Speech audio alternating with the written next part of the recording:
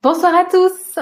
Bonsoir, bonsoir à ceux qui sont ultra ponctuels et je dirais même en avance puisqu'il est 59.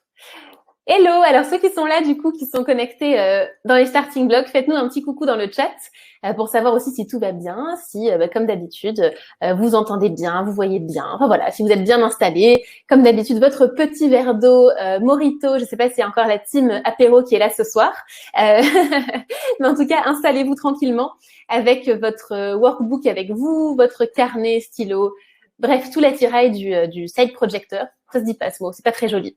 Mais en tout cas, j'espère que vous êtes en forme pour démarrer ce nouvel atelier. De mon côté, je le suis et je suis ravie de vous retrouver. Alors, 20h00, ben écoutez, super. Adeline, Astia, Marine, hello Lindsay, bonsoir à tous.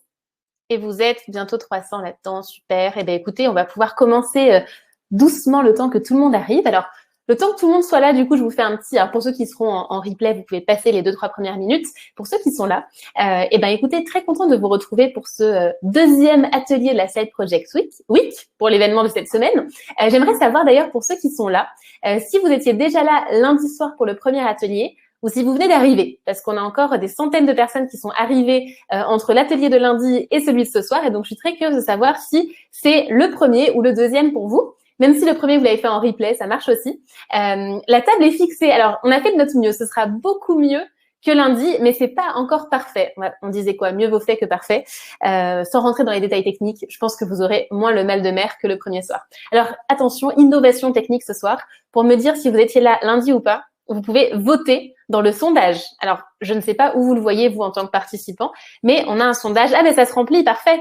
Il y a un sondage. Donc, je vous laisse pendant 30 secondes remplir pour dire si vous étiez là lundi. Moi, ça me permet de savoir un petit peu si vous débarquez ou pas. Et si vous débarquez, que c'est le premier, eh bien, bienvenue à ceux qui viennent d'arriver. Alors, le temps que vous répondiez à tout ça, du coup, pour vous faire une petite présentation de ce qu'on va faire ce soir. Ce soir, nous sommes sur la thématique « Trouver et choisir votre idée de projet ». Et donc, cet atelier, il s'adresse aussi bien à ceux qui ont aucune idée de projet aujourd'hui qu'à ceux qui ont une idée de projet mais qui sentent que c'est un peu flou, qui hésitent. En tout cas, elle n'est pas parfaitement précisée. Même ceux d'ailleurs qui ont une idée assez précise et qui ont envie de la challenger un petit peu, ça va beaucoup vous aider. Peut-être que ça va remettre des choses en perspective, peut-être que ça va enrichir votre idée. Et ça s'adresse également aux personnes qui ont beaucoup d'idées, plein d'idées et qui ont tendance à s'éparpiller, à pas arriver à choisir. Et d'ailleurs, on va faire aussi un petit vote juste après, pas tout de suite, dans le chat pour savoir dans quel cas de figure vous vous retrouvez. Alors du coup, pour ceux aussi qui viennent d'arriver et qui découvrent, d'un point de vue pratico-pratique, donc ça se passe ici, on est à peu près ensemble jusqu'à 21h30, 45 dans ces eaux-là. Vous avez donc le chat juste ici. Enfin, je sais pas où vous le voyez. Je vais faire comme les youtubeurs qui montrent le bouton rouge, ce que je ne sais pas où il est pour vous. Mais en tout cas, vous avez le chat pour participer. Posez vos questions. Donc ce soir, c'est Manon et Clotilde de l'équipe Postalem qui répondent aux questions. Et en deuxième partie d'atelier, eh bien, comme lundi, nous aurons un témoignage d'entrepreneur qui s'est lancé en side project. Et ce soir, ce sera Elodie qui partagera son parcours, son projet et où elle en est aujourd'hui.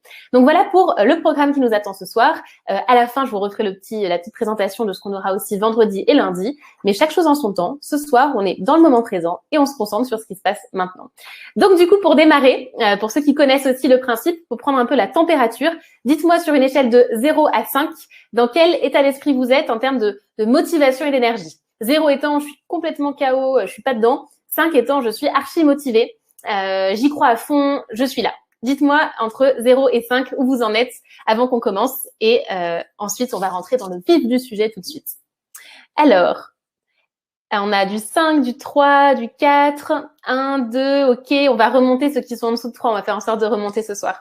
Et ceux qui sont à 5, eh ben on sera à 10, on va exploser les scores. Ah, d'ailleurs, attention à ceux qui écrivent dans le chat, à bien écrire à tout le monde et pas juste à moi personnellement, parce que des fois je vois passer des messages qui me sont juste pour moi. Ça, il y a que l'équipe qui le fait du coup s'il y a un souci, mais sinon pour vous c'est bien à tout le monde pour que tout le monde en profite. Ok, on a de tout, on a du 2, on a du 3, du 3,5, motivé mais très fatigué, ça marche aussi comme réponse effectivement. Eh ben écoutez, sur ce, je vais regarder, vous étiez 74% à être là au premier atelier et 25% à ne pas être là au premier atelier. C'est quoi ces chiffres? Il nous manque 1%. Qu'est-ce qui s'est passé? En tout cas, top. Donc, pour la majorité, vous étiez là. Et donc, pour le quart qui n'était pas là, bienvenue.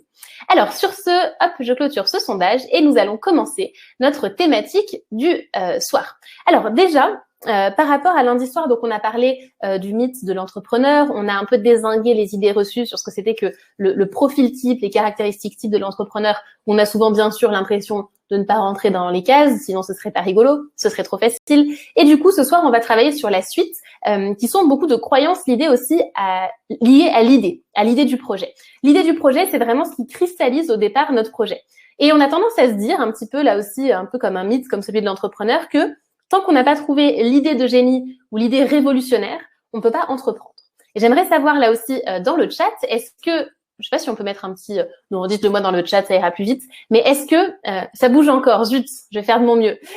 Pour ceux qui sont là, dites-moi un petit peu si vous avez tendance à penser ça, c'est-à-dire à penser qu'il faut forcément une idée innovante qui n'existe pas encore, qui est vraiment différente de ce qui se fait sur le marché, un peu l'idée de génie, révolutionnaire, comme je le disais, pour entreprendre, ou pas. Mais est-ce que chez vous, c'est une perception que vous avez de l'entrepreneuriat? Dites-moi ce qu'il en est, je suis curieuse de savoir. Et après, je vous partagerai ma petite expérience là-dessus et ce que j'en pense du coup de ça maintenant. Carrément, oui, non pour Marie-Charlotte, ok. On a du oui en majorité, ok. Team idée de génie, voilà. On va faire la team génie, ce sera encore mieux. Oui, ok. Il y en a qui ont passé le cap, ok, ce blocage, très bien. Ok, je pense qu'on est à peu près moitié-moitié. De toute façon, même ceux qui disent non, vous allez voir, vous allez apprendre des trucs là-dessus. Ok, ça marche, ok.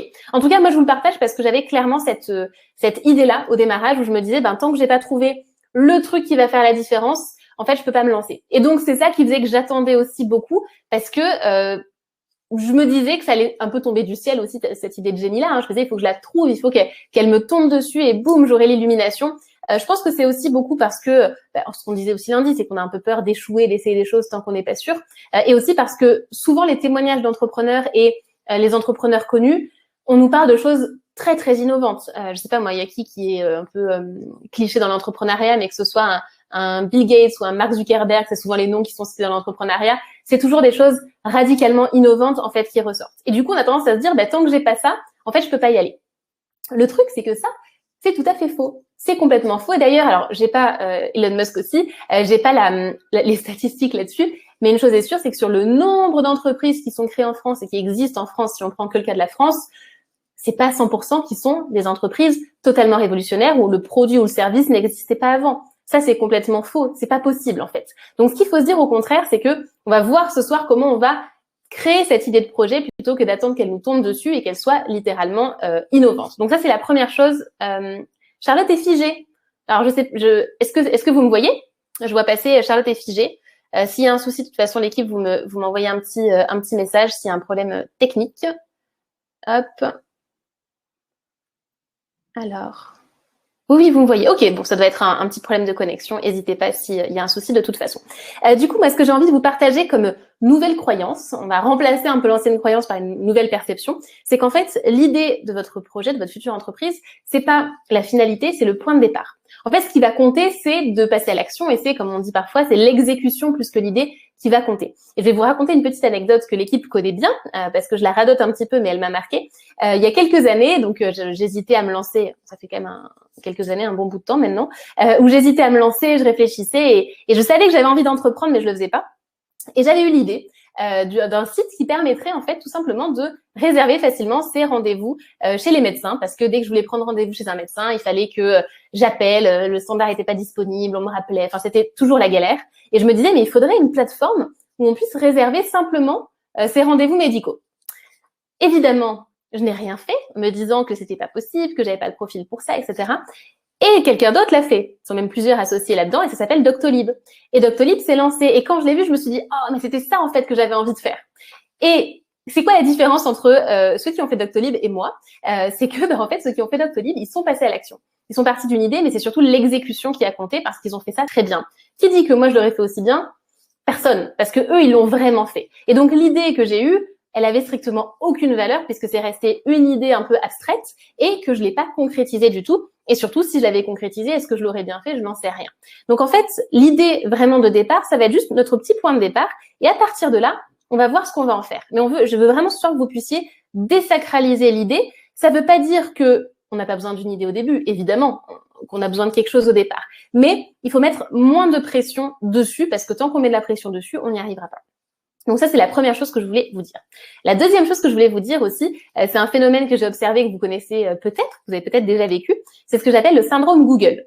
C'est que vous avez une idée comme ça qui pop, et à partir de là, vous y pensez pendant quelques jours, vous êtes à fond, vous avez plein d'idées pour développer ça, vous voyez déjà réussir là-dedans. Et puis au bout de quelques jours, vous en parlez à un ami ou alors vous allez sur Google pour voir un peu ce qui se fait. Et là, patatras, vous voyez qu'en fait, ça existe déjà une fois, 10 fois, 100 fois, et même soit pareil, soit mieux que ce que vous aviez imaginé. Et du coup, qu'est-ce qui se passe? C'est que, boum, l'excitation, elle redescend, la déprime, elle est là parce que vous vous dites, ouais, mon idée, elle existe déjà, je vais pas y arriver, il faut que j'en trouve une autre, pourtant elle était super bien, etc., etc. Je suis pas si, singulier parce qu'il y en a d'autres qui ont eu cette idée. Et en fait, ça, je pense qu'on est très nombreux à le vivre dans l'entrepreneuriat. Dites-moi dans le chat, je vais essayer de regarder sans faire bouger l'écran, c'est mon challenge. Est-ce que vous avez déjà vécu ce que j'appelle le syndrome Google, de se rendre compte que ça existe déjà et de l'avoir un petit peu mauvaise? Ô combien de fois? Yes. Je regarde. Doctolib, ouais, c'est ça. Ouais, ça vous parle?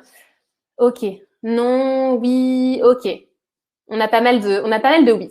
On a pas mal de oui. D'ailleurs, je vais vous livrer une petite astuce, c'est que moi maintenant, je ne regarde plus vraiment, enfin, ça fait déjà d'ailleurs longtemps que je ne regarde plus vraiment ce qui se fait sur mon marché. En fait, si je l'apprends, si je le sais, tant mieux.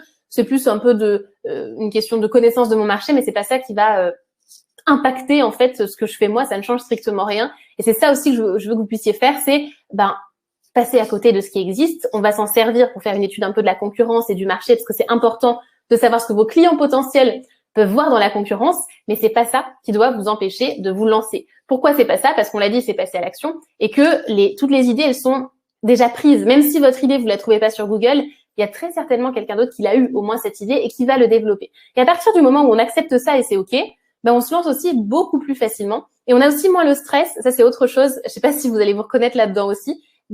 Quand on a une idée de projet qu'on trouve stylée, on n'ose pas forcément en parler autour de soi. On se dit, mais si j'en parle, peut-être que quelqu'un va me piquer l'idée. Et moi, je connais des gens comme ça qui me disaient, alors un peu moins maintenant, mais à un moment, quand j'étais vraiment dans mes débuts dans l'entrepreneuriat, je rencontrais des gens qui se lançaient tout juste et qui me disaient, bon, je t'explique mon idée, mais surtout, il faut pas que t'en parles parce qu'on pourrait me la piquer. Bon, j'avais pas l'intention d'en parler, mais c'est surtout que c'est quelque chose d'assez évocateur, qu'on a peur que l'idée soit reprise. Mais là, j'aime bien je sais pas si vous voyez le sketch de Bigard sur la chauve-souris. Vous savez, la chauve-souris où il dit admettons déjà que la chauve-souris, elle trouve mon interphone. Admettons que la chauve-souris, elle arrive à monter les marches jusqu'à mon appartement. Admettons qu'elle arrive à ouvrir la porte. C'est un peu ce sketch-là, mais adapté à l'idée du projet. Admettons que déjà la personne à qui vous parlez de votre projet, elle aime l'idée au point de se dire, je vais le faire.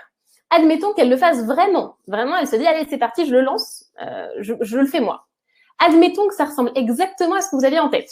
Bon, déjà, là, on est dans l'exécution, il y a de grandes chances que ça ressemble pas exactement.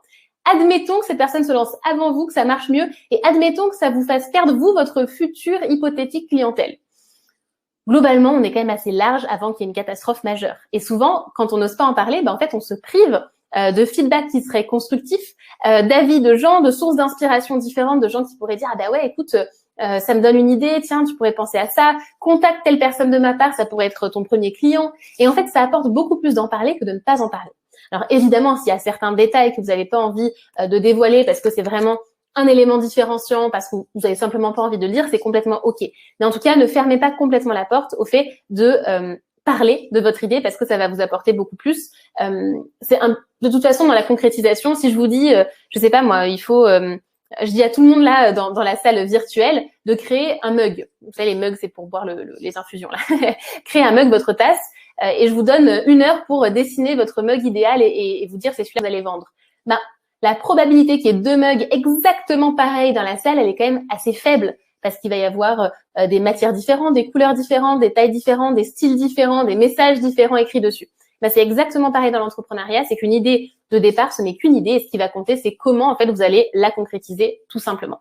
Donc vraiment comprendre le processus de l'idée, c'est le point de départ et à partir de là, qu'est-ce qu'on va faire? On l'a vu lundi, c'est tester, pivoter, c'est la stratégie des petits pas.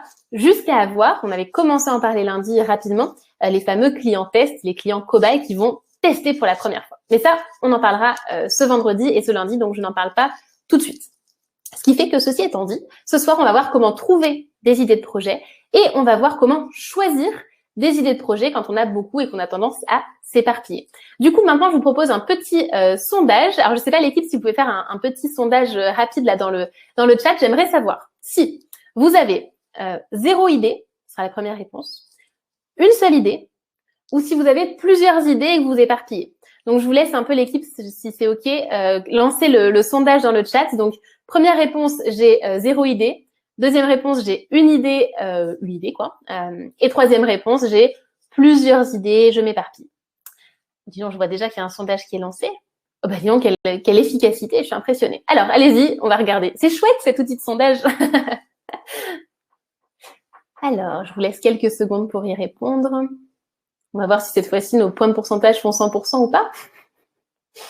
Alors, pour l'instant, on a quand même une tendance qui se dessine.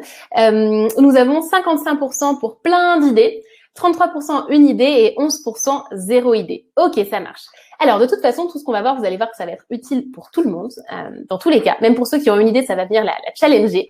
Donc, dans tous les cas, ça s'adresse à vous. Et puis, c'est parti. Merci pour vos réponses à ce sondage. Alors, du coup, vous pouvez sortir vos workbooks, vos carnets. D'ailleurs, si vous les avez pas, l'équipe, je vous laisse remettre peut-être le lien dans le chat si besoin et l'épingler pour ceux qui ne l'ont pas. Et c'est parti pour commencer. Vous avez donc la première page pour l'atelier de ce soir où on voit les 4 critères pour trouver une idée de projet. Et pour commencer, ce que vous pouvez les noter, accoler à votre workbook. J'ai ma chaise qui grince, décidément.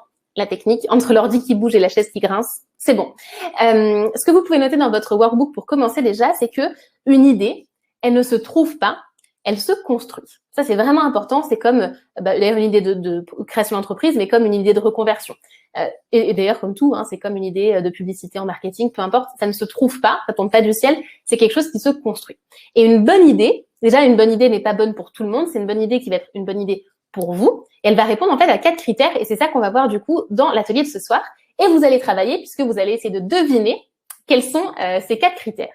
Alors du coup, sur votre workbook, je vais vérifier aussi la couleur pour pas dire de bêtises. Vous avez normalement un premier cercle rouge. À votre avis, ça va être quoi ce tout premier critère pour estimer que c'est pour construire votre idée? C'est quoi le tout premier critère pour construire l'idée? Alors, je regarde. Je vois des personnes pour qui ça bloque. Je pense que vous êtes une minorité, mais ce que je vous recommande, je ne sais pas si l'équipe vous a dit ça, mais changez de navigateur. Essayez de changer de navigateur, notamment si vous êtes sur, je crois que c'est Chrome qui est le mieux, ou si vous êtes déjà passé sur Safari, essayez de changer de navigateur ou à la limite de faire sur téléphone éventuellement. Ça, malheureusement, c'est pas nous, ça c'est l'outil, c'est difficile de dire à quoi c'est dû. Tant que vous êtes une minorité, c'est que ça passe et au pire du cas, il y aura le replay. Mais essayez vraiment de changer de navigateur, d'actualiser. Et après, je ne saurais pas trop quoi vous dire d'autre. Malheureusement, je laisse l'équipe voir ce qu'il est possible de faire. Alors, quelque chose que l'on aime faire, ce que je sais faire, ce que j'aime, faire des recherches, ce qui m'anime.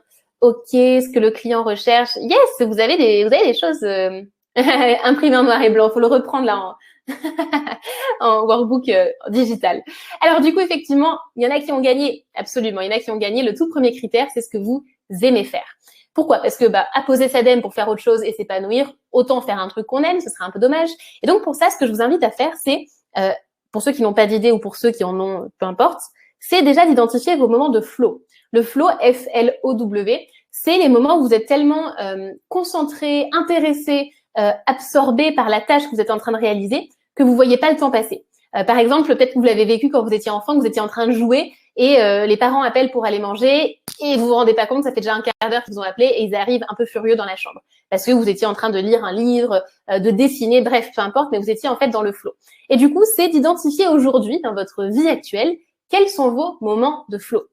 Ça peut être dans la vie professionnelle, dans ce que vous faites déjà dans votre métier ou ce que vous avez fait dans vos métiers, vos entreprises précédentes, mais ça peut être aussi dans votre vie personnelle, dans vos loisirs, quand, je sais pas moi, vous allez par exemple prendre le train et vous allez au relais et vous regardez un peu les magazines qui vous plaisent, lequel vous allez dévorer en fait. Vraiment tous ces moments où vous sentez que ça vous appelle, que vous êtes vraiment à fond dedans.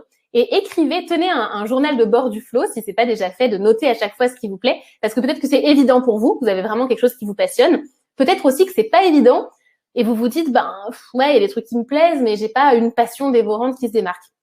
Et c'est complètement ok de pas avoir de passion dévorante qui ressort, mais par contre, de commencer à voir les moments où ça vous fait vibrer davantage, c'est important de l'écrire, parce que c'est ça qui va vous donner en fait un fil rouge pour construire en fait votre passion et votre projet passion. Aussi, pour ceux qui ont déjà une idée de projet, ça va vous permettre de l'affiner, en fait, votre idée de projet. Si vous avez déjà même une idée d'offre ou de clientèle, ça peut vous aider à affiner le fait de vous reconnecter à ce qui vous met dans le flow, tout simplement. Donc ça, c'est la première chose, c'est d'identifier donc les moments de flow. On va d'ailleurs prendre un exemple. Imaginons que votre passion, c'est pas difficile à imaginer. Ah, il y a eu un petit problème de son. Non, c'est bon. Imaginons que votre passion, ce soit les crêpes au chocolat. Je pense que c'est pas trop difficile à imaginer. Peut-être si j'avais dit les choux de Bruxelles. Alors moi, j'adore ça, mais ça aurait peut-être pas eu autant de succès. Mais en tout cas, les crêpes au chocolat, c'est votre passion. C'est de manger des crêpes au chocolat. Qu'est-ce que vous pourriez imaginer, petit jeu de brainstorming, d'idéation, qu'est-ce que vous pourriez imaginer comme idée de projet qui permettent d'exploiter cette passion pour les crêpes au chocolat? Dites-moi dans le chat ce que vous avez comme idée à partir des crêpes au chocolat. Quand je suis dans le flow, je suis tellement absorbée que je ne pensais pas à noter. Ça, c'est bon signe du coup. Ok. Ok. Le fait de dormir. Ah, attention à pas m'écrire qu'à moi au fait. Quand vous écrivez dans le chat, je vois qu'il y en a qui font ça. Dormir, ça compte pas. Il y a certainement des choses autour du sommeil, très très certainement. Alors, je viens de repenser. C'est pas dans Friends qu'à un moment, il y en a un qui a un job qui consiste à tester les matelas ou quelque chose comme ça chez le roi du matelas. Peut-être que je confonds, mais je crois qu'il y a quelque chose autour de ça. Alors du coup, on a la testeuse des meilleures crêpes, comme le testeur de matelas finalement, le food truck spécialement crêpes, une crêperie, un salon de thé, ok, le truck de crêpes, le bar à crêpes, un gâteau de crêpes au chocolat, absolument, le food truck encore, testeur de crèmes dans tous les restos, yes, pour les goûters d'école, donc ça c'est une cible en particulier, critique gastronomique, un annuaire internet des meilleures crêperies, ok, critique culinaire, chocolat noir, blanc, lait, yes, le bar à crêpes, le site de recettes, le salon de la crêpe. Je sais pas si ça existe, ça, le salon de la crêpe, mais c'est une chouette idée. Ok, livraison de crêpes, absolument. Pâte à crêpes à la bière, ça c'est original. Les massages à la crêpe, c'est un concept. Il y aura peut-être une clientèle. Sublimer le chocolat, magazine food. Tac. Je regarde s'il y a d'autres choses. Je vois qu'il y a pas mal d'idées. Ok. Les tiramisu. Alors, on s'égare. On part sur les tiramisu. Bientôt, on sera sur les choux de Bruxelles. Le blog avec les recettes, etc. Ok. Des cours de cuisine, absolument. Élaborer une recette de crêpes préfabriquées facile, qui pourrait être vendue aussi dans les supermarchés. Alors, pour ceux qui disent qu'ils voient du retard dans les réponses, c'est normal. Il y a un léger petit décalage de quelques secondes, c'est tout à fait normal.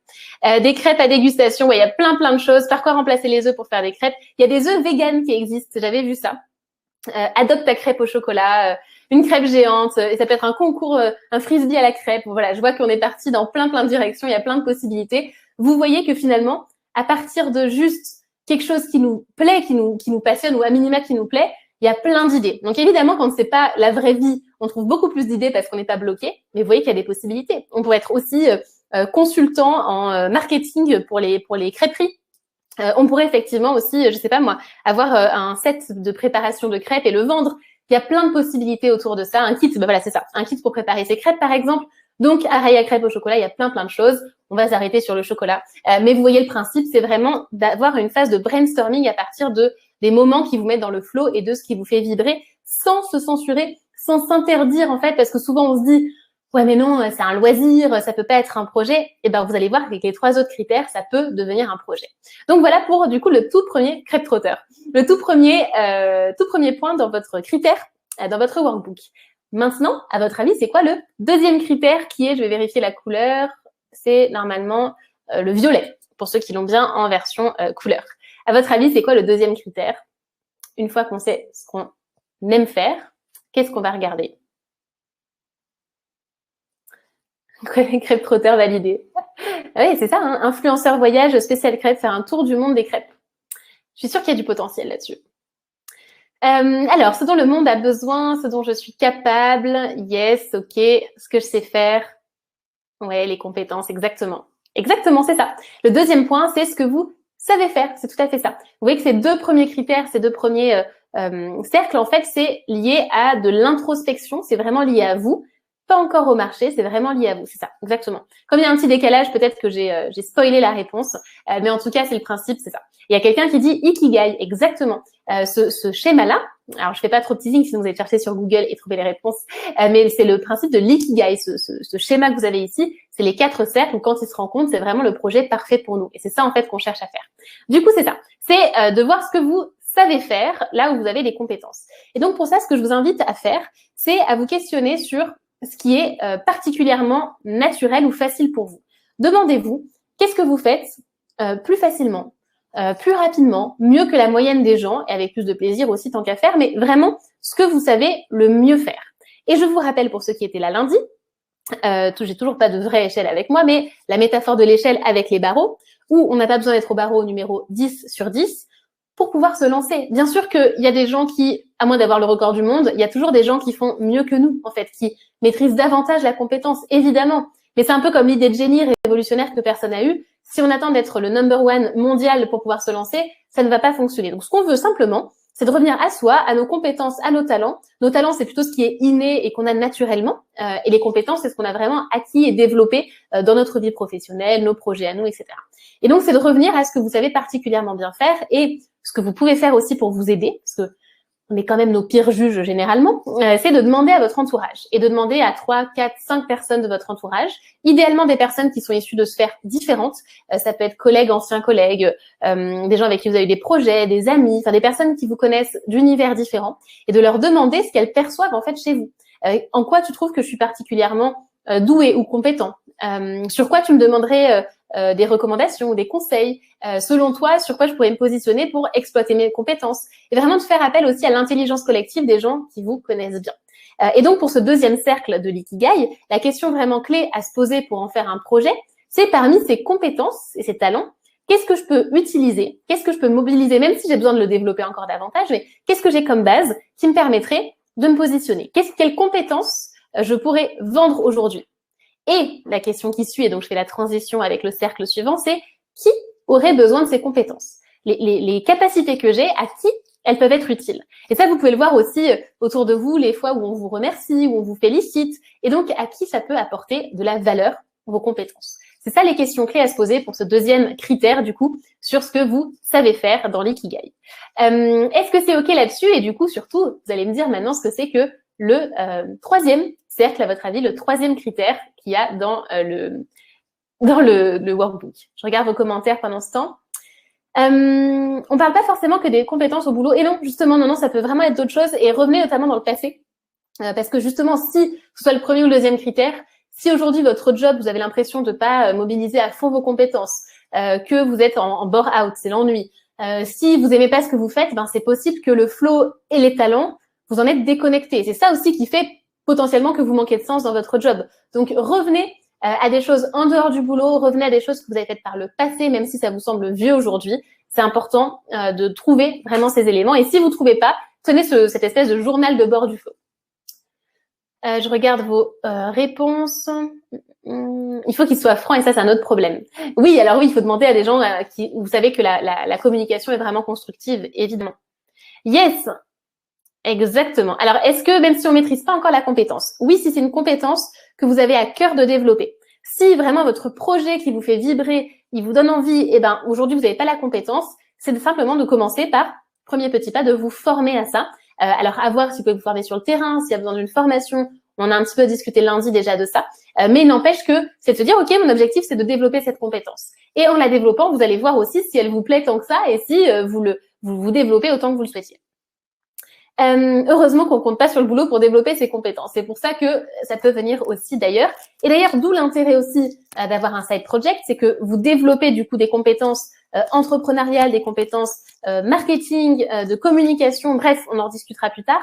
Mais de fait de développer tout ça, ça va aussi énormément vous apporter pour vos autres projets futurs, au-delà de votre projet actuel en fait. Voilà.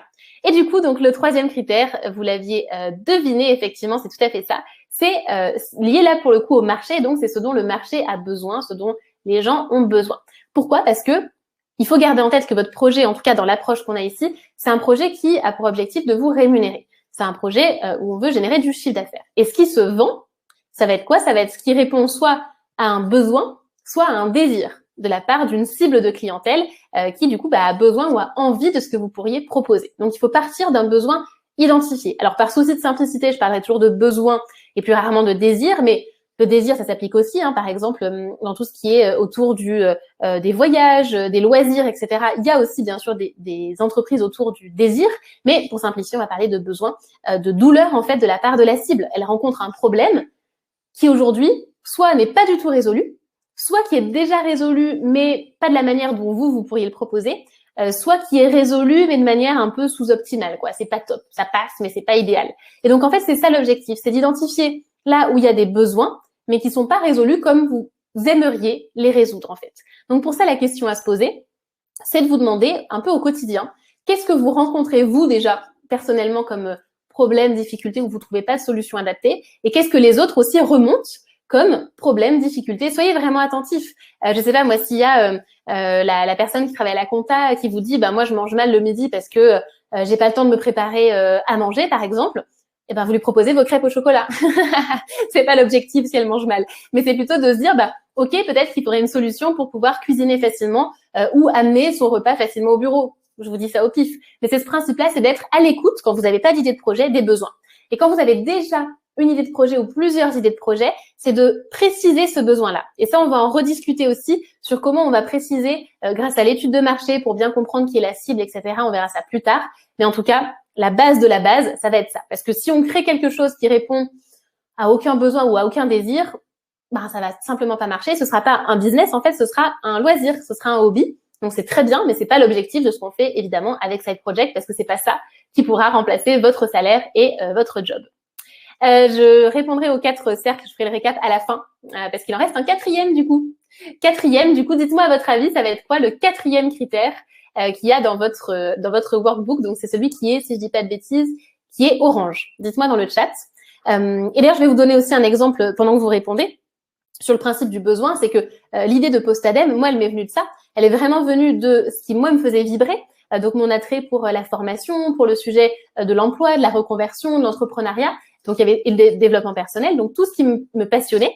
Ce que je savais faire. Donc, là aussi, alors, il y a beaucoup de choses que je ne savais pas faire quand j'ai démarré, mais je suis partie de mes compétences de base en accompagnement et en formation. Et ça répondait à un besoin parce qu'en fait, à partir du moment où moi, j'avais posé ma DEM de mon ancien job, j'avais énormément d'anciens collègues, d'amis, etc. qui venaient me dire, mais comment t'as fait? Parce que moi, j'en ai trop marre de mon job, mais je sais pas comment me sortir de là. Et donc, c'est à partir de ce besoin-là que l'idée de Postadem s'est développée. Hein, c'est pas parti que dans ma tête, mais vraiment de quelque chose qui se passait sur le terrain et que j'avais pu observer. Mais je m'en suis rendu compte parce que j'étais à l'écoute de ça, que j'avais des discussions et que j'étais pas fermée justement à parler de cette idée de projet potentiel. Du coup, je regarde vos réponses sur le quatrième critère. Ce pourquoi je peux être payée. Yes, exactement, c'est ça. Il y en a qui connaissent l'ikigai, tout à fait, ou qui ont un bon flair, c'est tout à fait ça. C'est que il y a un besoin, mais il faut aussi que les gens dans votre cible soient prêts à payer pour ça, parce que si on a un besoin, mais qui est pas énorme, qui est pas si urgent ou important, on va chercher des solutions gratuites où on fera sans. Ce qui fait qu'on va payer pour quelque chose, c'est que notre besoin, il est présent et il est important pour nous, voire il est urgent. Par exemple, je vais prendre la différence aussi entre médicaments et vitamines. Si demain je me réveille et que je suis malade, j'espère pas pour être en forme pour nos ateliers, mais admettons je me réveille, je suis malade, là tout de suite maintenant, je suis dans l'urgence, je vais aller payer pour mon médicament. Bon, on parle pas de remboursement, c'est un exemple. Mais il n'empêche que je vais aller chercher mon médicament et payer immédiatement pour ça. Et si je suis vraiment malade, que ce soit 10, 20, 50 euros, franchement, si je suis pas bien et que je dois faire un atelier, je vais le payer, mon médicament. Voilà, c'est une situation fictive, mais c'est l'idée. Là où une vitamine, on est plutôt à la limite, la vitamine, soit sur le désir d'aller bien, d'être en pleine forme, soit sur le besoin aussi, si on a par exemple une espèce de fatigue chronique, d'avoir une meilleure santé, un meilleur état de manière générale. Mais du coup, la manière de vendre un médicament et de vendre une vitamine, c'est très différent. On va pas rentrer dans le détail ici, mais c'est simplement pour vous montrer que il faut être au clair sur comment votre idée se positionne et du coup, qui, quand et comment ils vont être OK pour payer les gens pour ça. Et ce qu'il faut vous dire, c'est que tous les produits, tous les services que vous voyez sur le marché, même si vous n'êtes pas client, si ça existe et que ça se vend, c'est qu'il y a des gens qui l'achètent. Et on a tous des priorités différentes. C'est pour ça que quand vous analysez votre marché et votre cible, il faut se concentrer sur les gens qui sont dans votre cible. Et vos amis ne sont pas nécessairement, ou votre famille ne sont pas nécessairement vos futurs clients. Parce que peut-être que vos futurs clients, ce qu'ils recherchent, qu'est-ce que je pourrais trouver comme idée je sais pas moi, par exemple, une coque de téléphone. Je fais les moyens du bord. Il faudrait que j'ai des objets un petit peu plus inspirants autour de moi. Une coque de téléphone. Si vos amis, ils ont un Nokia 3310, admettons, et du coup, ils vont pas être dans la cible, ils vont dire non, mais on s'en fiche d'avoir des coques de téléphone avec des paillettes, quoi. Alors que par contre, si vous vous adressez à des gens qui viennent d'acheter un nouveau téléphone, un smartphone, eux, ils vont être dans la cible et donc ils vont être prêts à payer pour ça et ce seront vos clients. Donc c'est vraiment ça l'objectif, c'est de se dire, j'enlève mes propres perceptions, j'enlève les perceptions des gens qui ne sont de toute façon pas dans la cible et je me concentre sur ceux qui sont dans la cible pour comprendre pourquoi ils sont prêts à payer. Voilà. Je rajoute d'ailleurs une petite phrase qui est assez connue et qu'on voit aussi dans cette project, c'est que quand on cherche à parler à tout le monde, en réalité, on ne parle à personne. Pourquoi? Parce que quand c'est trop vaste, on se sent pas forcément concerné. Si je vous dis à l'issue du live, parce que moi j'ai pas dîné, je sais pas pour vous, peut-être que vous dînez en même temps, mais si je vous dis à l'issue du live, j'ai envie d'une pizza. Voilà, j'ai envie d'une pizza à l'issue du live. C'est un mauvais exemple, j'en mange quasiment jamais, mais admettons, je veux une pizza pour fêter ce live. À votre avis, je vais être plus attirée par la brasserie du coin où il y a des salades, des burgers, des pâtes et accessoirement des pizzas, ou est-ce que je vais plutôt être attirée par la pizzeria italienne à côté? Si j'ai envie d'une pizza, il y a de grandes chances, à moins de fonctionner un peu bizarrement, que j'aille dans la pizzeria.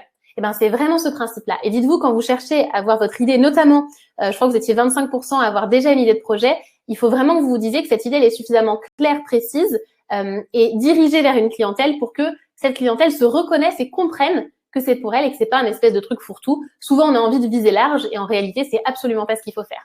Donc ce soir, on va pas voir comment, parce que ça, c'est un autre sujet sur comment on se positionne, comment on se différencie, comment on cible son offre, etc. Mais déjà, gardez ça en tête, qu'en cherchant à parler à tout le monde, on ne parle à personne.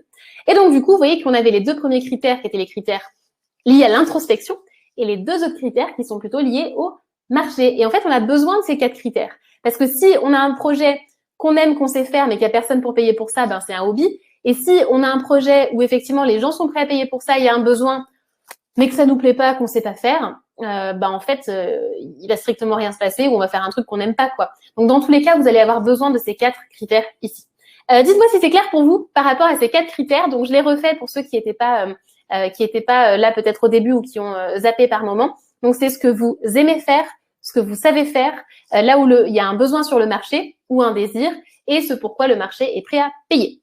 Est-ce que c'est OK, du coup, sur les 4 éléments? Est-ce que c'est clair pour tout le monde? Dites-moi si c'est OK. Je regarde rapidement vos commentaires.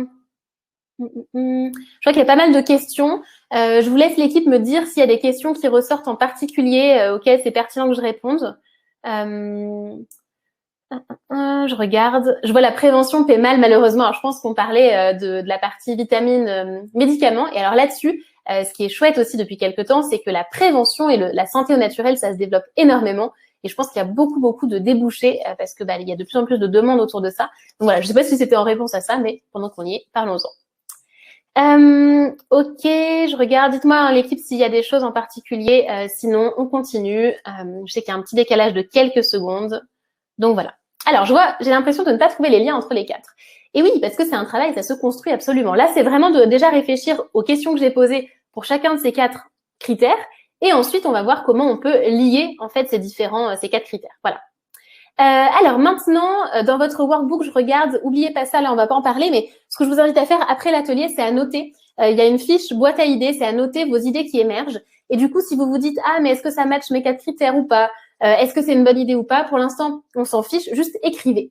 Souvent, on a tendance à vouloir trouver the idée parfaite au début. Vous censurez pas, quitte à avoir l'impression de vous éparpiller. Après, on verra comment choisir une idée. Mais vraiment, n'hésitez pas à écrire tout ce qui vient, même si ça coche pas les 4 critères actuellement. C'est complètement OK. Même si vous mettez des trucs farfelus, on s'en fiche. Voilà.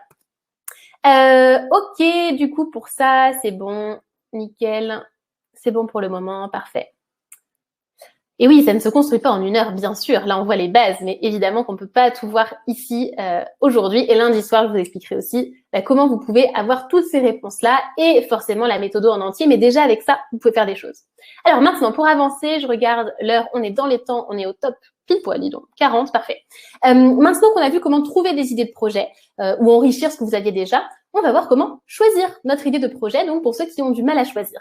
Déjà, pour ceux qui ont du mal à choisir parmi les différentes idées de projet, ne vous culpabilisez pas, ne vous dites pas « oui, je suis une girouette, j'arrive pas à choisir, nanana. Il y a des gens, c'est clair pour eux tout de suite ». Alors oui, mais on s'en fiche. Dites-vous que c'est normal d'avoir du mal des fois à choisir parmi toutes ces idées-là. Il y a une étude qui a été faite, et alors je serais bien incapable de vous redire le nom. Attendez, j'essaie de retrouver ça. Je vais l'avoir sur ce petit doc-là. Attendez. Ouais, c'est ça. Liengar et Leper. Je ne sais pas si je le dis correctement, mais c'est l'étude de la confiture. En fait, ils avaient fait une étude avec un stand de confiture dans un supermarché. Vous savez, quand il y a dans un supermarché qu'on peut tester quelque chose, un aliment pour voir si ça nous plaît et l'acheter. Et en fait, ils avaient fait une étude où ils avaient d'abord testé un stand de confiture avec 24 confitures à goûter. Qu'est-ce qui s'est passé? C'est que, bien sûr, ce stand de confiture a attiré beaucoup de monde, beaucoup de gens qui ont testé. Mais une probabilité d'achat assez faible. Et ensuite, ils ont fait un autre test en parallèle qui était de tester avec, cette fois-ci, 6 confitures. Seulement 6 et pas 24. Et qu'est-ce qui s'est passé? C'est qu'en fait, la probabilité d'achat, quand il y avait 6 confitures, était beaucoup plus élevée. Donc finalement, on peut partir d'une bonne intention en se disant j'en mets 24, les gens auront le choix, ils vont trouver encore plus ce qui leur plaît, ils vont plus acheter. Sauf qu'en fait, il y a plus de chances qu'ils achètent avec 6 confitures parce que quand on est face à 24 possibilités, en fait, on est paumé quand on n'arrive pas à choisir. Et vous l'avez peut-être déjà vécu quand vous faisiez des courses. Ou par exemple, j'ai eu ce cas récemment quand je voulais commander à manger et se faire livrer. J'avais une idée en tête et puis en allant sur l'application, il y a eu tellement de possibilités que j'étais perdue et je savais même plus ce dont j'avais envie au début. Et j'ai passé peut-être un quart d'heure dessus et j'étais épuisée à la fin, quoi, parce que j'arrivais pas à prendre ma décision. Il y avait trop de choix. Et en fait, ça, c'est un phénomène qui est totalement normal. C'est la paralysie de l'action face à trop de choix. Et donc, du coup, c'est naturel, c'est normal. Mais ça veut bien dire que pour votre projet, si vous restez perpétuellement face à trop d'idées, en fait, vous allez être complètement bloqué pour avancer, comme moi avec ma livraison l'autre soir, c'est ce principe-là. Et donc, pour choisir votre idée de projet parmi toutes ces idées-là, il y a 3 choses dont vous avez besoin. Les 3 choses, c'est 1, la raison, on va en discuter après, je vous explique. 2, c'est l'intuition. Et 3, c'est l'action. Et c'est ça qu'on va voir du coup, vous allez pouvoir noter aussi dans le workbook. Dites-moi juste si ça vous parle, cette paralysie du choix dont je parlais. Si vous l'avez déjà vécu. Syndrome Netflix, écoute, effectivement, je vois syndrome Amazon, syndrome Uber Eats, c'est le syndrome de plein de choses, mais c'est tout à fait ça en fait. C'est tout à fait ça. C'est que on se retrouve à avoir 36 possibilités aujourd'hui dans beaucoup de choses, effectivement. Ah, je vois Pierre, tu me dis un truc super intéressant, tu me dis choisir, c'est renoncer. Alors ça, j'adore parce que il y a quelque chose qu'on dit chez Postadem et dans Side Project, c'est que voilà, exactement, Manon, elle a répondu. C'est renoncer temporairement. Donc, je vous le dis tout de suite, j'avais prévu de vous en parler. Quand on dit choisir, se renoncer, c'est négatif, quoi. On se dit, ouais, mais du coup, je vais passer à côté de possibilités, de choses qui me plaisent, qui auraient peut-être plus de potentiel, etc. Et donc, on est frustré. Mais choisir, c'est renoncer temporairement. C'est-à-dire que là, vous avez besoin de vous concentrer sur quelque chose. Si vous êtes dans 36 directions, 36 projets, ça ne marche pas.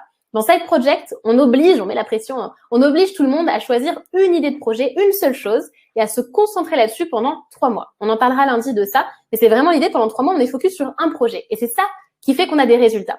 Et qu'est-ce qui fait qu'on aura des résultats sans être frustré? C'est qu'on se dit, c'est temporaire. Donc peut-être que cette autre idée de projet que j'avais, en fait, je pourrais la faire plus tard, quand le premier projet, il tournera, il sera suffisamment avancé pour que je puisse passer à autre chose. Donc en fait, dites-vous que ça peut revenir plus tard, simplement gardez-le dans un coin de votre tête. C'est tout à fait possible de se reconvertir plusieurs fois, c'est totalement ok. C'est possible aussi de slasher. Le slashing, c'est le fait d'avoir plusieurs activités en parallèle. Simplement, moi, je déconseille de slasher entre 2 projets en partant de 0 à 50-50. Franchement, ça ne marche pas. Par contre, quand il y en a un qui sera un petit peu plus avancé, d'en faire un deuxième en parallèle, c'est ok. Bref, on pourra en rediscuter. Mais le principe, c'est que choisir, c'est renoncer temporairement et on se focus. Alors, du coup, pour revenir aux 3 éléments, après ce petit aparté, Pierre, tu me diras si ça a répondu, c'est qu'on a besoin donc de raison, intuition et action. Alors, maintenant, je vais détailler un petit peu. La raison, c'est ce que vous avez dans votre workbook. On a besoin d'avoir une analyse rationnelle et objective, en fait, de nos idées de projet. Et donc, pour ça, il y a 4 critères de choix que je vous invite à garder quand vous hésitez entre différents projets. Et ces 4 critères, ça va être quoi? Alors, c'est la version simplifiée Dans Side Project, on a quelque chose de beaucoup plus abouti avec 20 critères pour pouvoir noter à chaque fois où on en est, quel projet remporte la palme. Mais là, je vous donne déjà la base de la base pour faire votre choix. La première chose, c'est la passion. Et c'est de se dire, qu'est-ce que je choisirais si j'avais pas besoin d'argent? Si j'ai pas besoin d'argent, si je me mets à plein temps, imaginons que ça y est, je me projette, c'est le jour où je me consacre à plein temps à ce projet, lequel j'ai vraiment envie de faire, quoi. Parce qu'il y a l'idée en théorie, puis il y a quand même la pratique. Parce que on choisit pas, d'ailleurs, ça c'est aussi quelque chose que je dis régulièrement dans Side Project, c'est que on ne choisit pas une idée, on choisit un quotidien. Votre projet, il va pas rester dans votre tête. Si vous voulez qu'il se concrétise, il va falloir faire des actions, être sur le terrain. C'est vraiment au quotidien un petit travail de fourmi, c'est vrai. Mais donc, du coup, autant faire quelque chose qui vous plaît. Et donc, peut-être que parmi vos différents projets, il y en a un qui théoriquement serait mieux, plus porteur, mais s'il vous plaît pas, ça marchera pas. Donc, premier critère, c'est la passion. Qu'est-ce que je choisirais si je devais là m'y mettre à plein temps et que j'ai pas besoin d'argent? Voilà, c'est la première question. Deuxième critère, c'est par rapport, un peu comme l'ikigai, au talent et à la compétence, c'est dans quoi j'ai un niveau minimal de base suffisant pour pouvoir développer ce projet. Une fois de plus, ça ne veut pas dire qu'on est l'expert absolu. Et si on n'a pas la compétence totale, on a envie de développer ce qui nous manque. On a vraiment envie de développer cette compétence. On sent que naturellement, on a une facilité à en parler. Donc, la compétence initiale pour pouvoir le développer, elle est là. Donc, c'est important de maîtriser un petit peu, un minimum, mais c'est aussi important que ça vous challenge. Parce que si c'est presque trop facile pour vous, qu'est-ce qui va se passer? C'est que vous allez arrêter au bout d'un moment parce que ça va pas vous stimuler. On aimerait que tout soit facile, qu'on arrive à tout parfaitement, mais en vrai, si c'était si facile, on s'ennuierait. Donc, c'est important que vous ayez la base minimale pour commencer et en même temps que ça vous challenge. Donc ça, c'est le deuxième critère dans la raison, c'est le côté compétence. Le troisième critère dont on a besoin pour choisir rationnellement notre projet, c'est la rentabilité. On a besoin que notre projet il soit rentable, qu'il ait du potentiel aussi pour nous pouvoir remplacer notre salaire et nous rémunérer. Et ça, je vous en dis pas plus puisque ce sera l'objet de l'atelier de ce vendredi soir. Donc, on voit tout ça vendredi. En tout cas, troisième critère, c'est la rentabilité. Et le quatrième critère, c'est la faisabilité. Faisabilité, ça veut dire que on a globalement un plan d'action assez clair, même si forcément, il y a des zones d'ombre, d'inconnu, etc. Mais globalement, on voit comment ça peut se réaliser. C'est pas mission totalement impossible. On sait à peu près comment ça pourrait fonctionner, où on pourrait éventuellement trouver des clients. Alors, si vous n'avez pas la réponse ce soir, c'est normal. C'est pour ça aussi que c'est des choses qu'on fait dans Side Project, mais c'est ça qui fait qu'on arrive à choisir, c'est que on voit à peu près comment on peut réaliser ça, on voit à peu près vers qui se tourner, où trouver les solutions. Il n'y a pas une complexité qui nous dépasse totalement et où on sait qu'on va jamais se lancer là-dedans parce que c'est à des années-lumière de ce qu'on est aujourd'hui en mesure de faire avec le temps imparti. Donc là, je vous donne vraiment les 4 critères: passion, compétence, rentabilité et faisabilité dans les grandes lignes. C'est quelque chose qu'on détaille beaucoup plus, mais ce soir, on ne peut pas passer 4 heures dessus, mais c'est ce principe-là de revenir aux 4 critères. Donc, c'est normal de ne pas avoir toutes les réponses, c'est complètement OK, mais l'idée, c'est de partir de ça pour arriver à faire votre choix. Est-ce que c'est OK, du coup, sur les 4 critères relatifs à ce que j'appelle la raison, à l'analyse rationnelle de tout ça? Je vois que, du coup, Manon, Clotilde t'a partagé les critères, donc merci pour le récap. Tac. OK, super. Vous me direz, bon, il y a un petit décalage, je regarderai, mais en tout cas, voilà pour nos premiers critères de choix. Au top. Alors maintenant, je vous ai parlé également d'intuition. Pourquoi je vous ai parlé d'intuition? Parce que je crois fondamentalement que on a aussi des réponses au fond de nous. Au-delà du côté purement objectif, rationnel, il y a des choses où on le sent ou on le sent pas. Alors, c'est pas toujours facile parce qu'on peut avoir des peurs, on va en parler. Mais pour moi, il y a 3 éléments indispensables que vous pouvez d'ailleurs noter dans votre workbook pour arriver à écouter son intuition. Et c'est des critères de choix qui sont malheureusement souvent oubliés, surtout dans beaucoup de formations à l'entrepreneuriat. En fait, c'est des choses qui sont pas partagées, où on est très pratico-pratique, c'est capital, mais il y a aussi autre chose.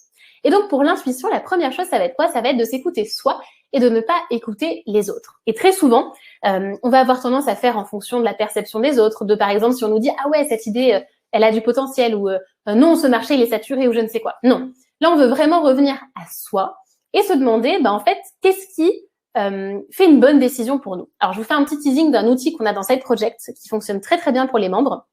On va le faire en résumé, ça va être utile pour vous. C'est l'exercice de la formule magique de la décision. C'est quoi le principe? C'est que vous allez essayer de vous souvenir de toutes les décisions importantes que vous avez prises par le passé. Pensez à 3-4 décisions importantes que vous avez prises dans la sphère pro ou perso. Ça peut être un déménagement, le jour où vous avez décidé de déménager, ça peut être le jour où vous avez accepté votre emploi actuel, le jour où vous avez démissionné, si vous l'avez déjà fait, le jour où vous vous êtes marié, où vous êtes séparé. Bref, des décisions que vous avez prises par le passé. Ça peut être aussi pendant vos études, par exemple, le choix de faire certaines études, d'arrêter vos études. Bref, des choses qui ont été marquantes pour vous. Et de noter, parmi ces décisions importantes, qu'est-ce qui, dans cette décision, venait vraiment de vous et qu'est-ce qui venait d'influence extérieure. Par exemple, ce qui venait de vous, ça pouvait être vraiment, j'ai fait ce choix parce que j'en avais envie, que ça me passionnait, que je sentais que c'était le bon choix pour moi, que ça correspondait à ce que je voulais faire, etc. Et les influences extérieures, ça peut être parce que mes profs m'ont dit que c'était la voie royale pour moi, ou parce que c'était objectivement un CDI, un bon salaire, donc c'était une opportunité à ne pas rater. Et donc, essayez vraiment de faire la part des choses entre ce qui venait de vous et ce qui venait des représentations sociales, de la vie de votre famille, amis, profs, employeurs, etc. Et à partir de là, demandez-vous cette décision. Est-ce que vous en êtes satisfait? Alors, ça ne veut pas dire qu'on regrette des décisions ou quoi que ce soit, mais simplement, est-ce que c'est une décision où finalement ça vous a apporté du bonheur ou pas? Ça vous a apporté des apprentissages? Ça, c'est certain. C'est pour ça qu'il n'y a pas de regret à avoir. On apprend de toute façon quelque chose. Mais est-ce que ça vous a rendu heureux ou non? Quelles sont les décisions qui vous ont rendu heureux? Et à partir de là, de faire un peu ce flashback sur vos décisions et celles qui vous ont apporté du bonheur et comment vous les avez prises, ça va vous aider à définir votre formule magique de la bonne décision pour vous, c'est-à-dire une décision qui vous rend heureux. Et vous allez noter, en fait, ce qui me rend heureux pour moi, c'est par exemple quand je choisis, par exemple, j'écoute pas ma famille, quand je vais faire ce qui intérieurement me fait vibrer, quand je choisis ce qui me fait peur mais qui m'excite, par exemple. Et donc de noter votre formule magique à vous, qui fait que la décision, elle a été heureuse pour vous. Et du coup, cette formule magique, vous allez en faire quoi? C'est que vous allez l'appliquer à votre projet actuel. Et dites-vous, voyant mon comportement et ce qui a fonctionné pour moi par le passé, qu'est-ce qui va fonctionner pour moi aujourd'hui? Quelle est la décision basée sur mon comportement qui va me rendre heureux aujourd'hui? Donc ça, c'est vraiment le premier point, c'est s'écouter soi et pas les autres en comprenant son comportement décisionnel. Donc premier point, est-ce que c'est OK pour vous déjà sur cet exercice? Quand je crois en moi, yes, c'est révélateur, presque effrayant. OK, alors je vous laisse y réfléchir même après le live, évidemment. Les autres parlent avec leur propre peur. Ouais, c'est ça, c'est ce qu'on disait lundi, c'est que c'est un espèce d'effet miroir, en fait, eux, ils voient chez vous. C'est ce que je disais aussi lundi, je vous parlais des chatons sur Internet lundi.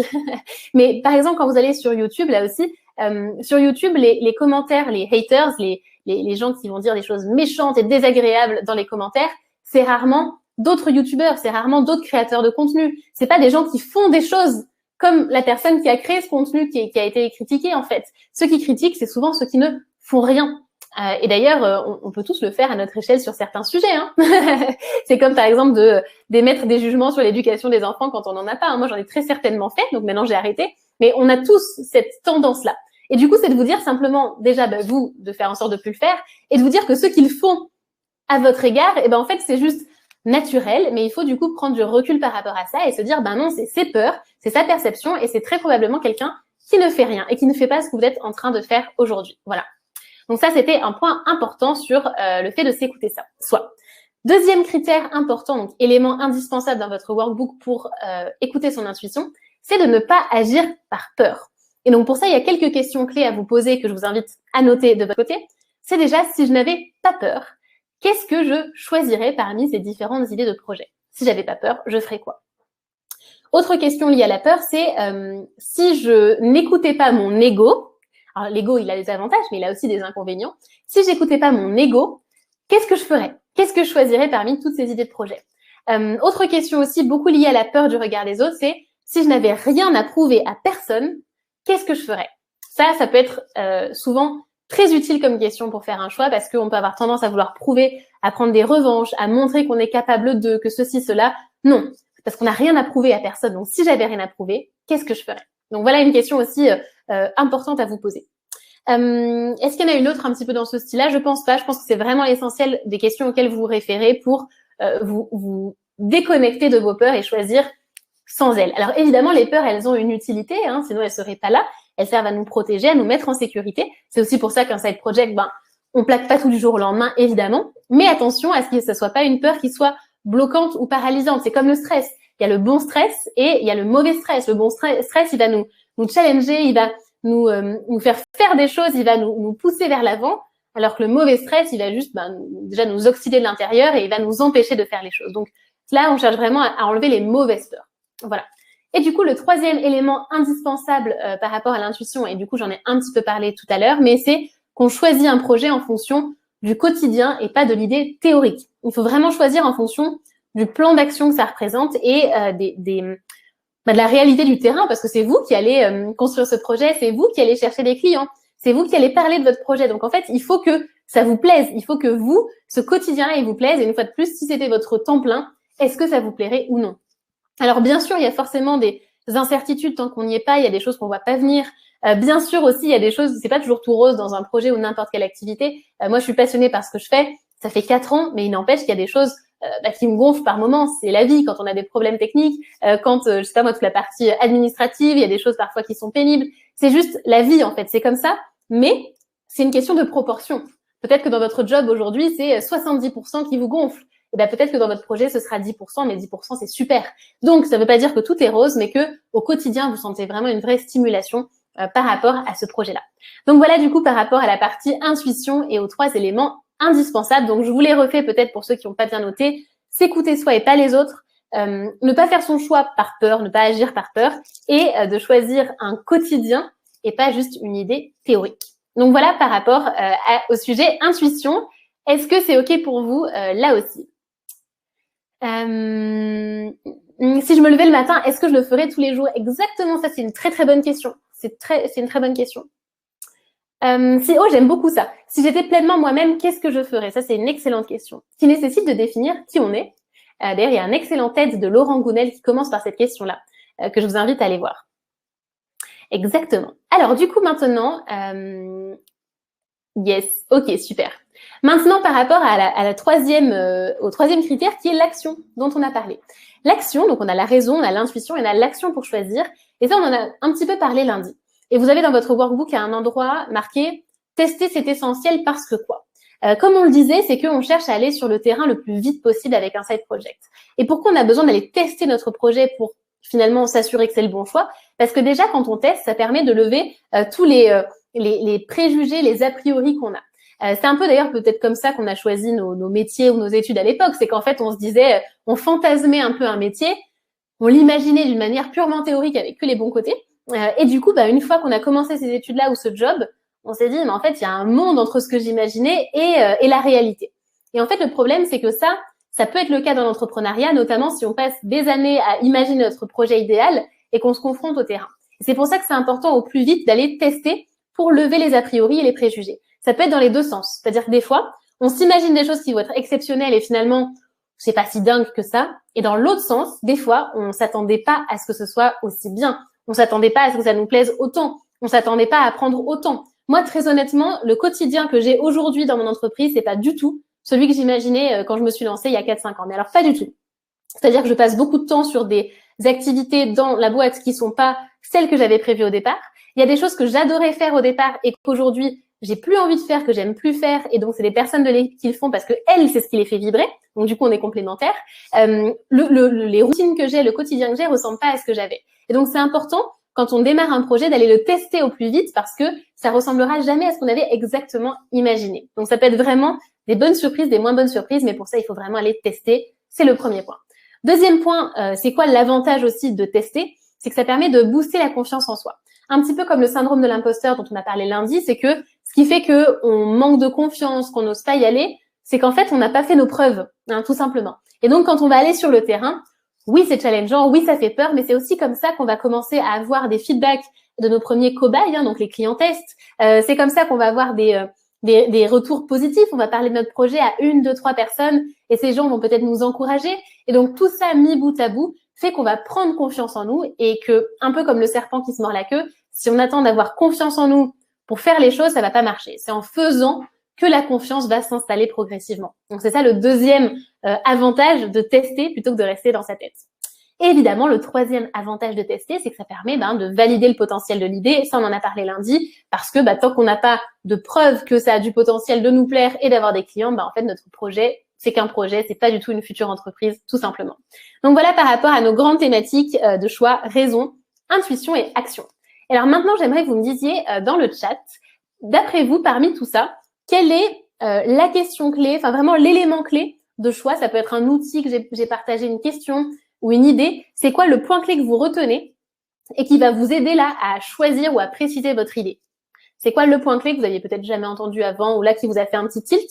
Dites-moi dans le chat vraiment le point clé que vous retenez là pour choisir votre idée de projet.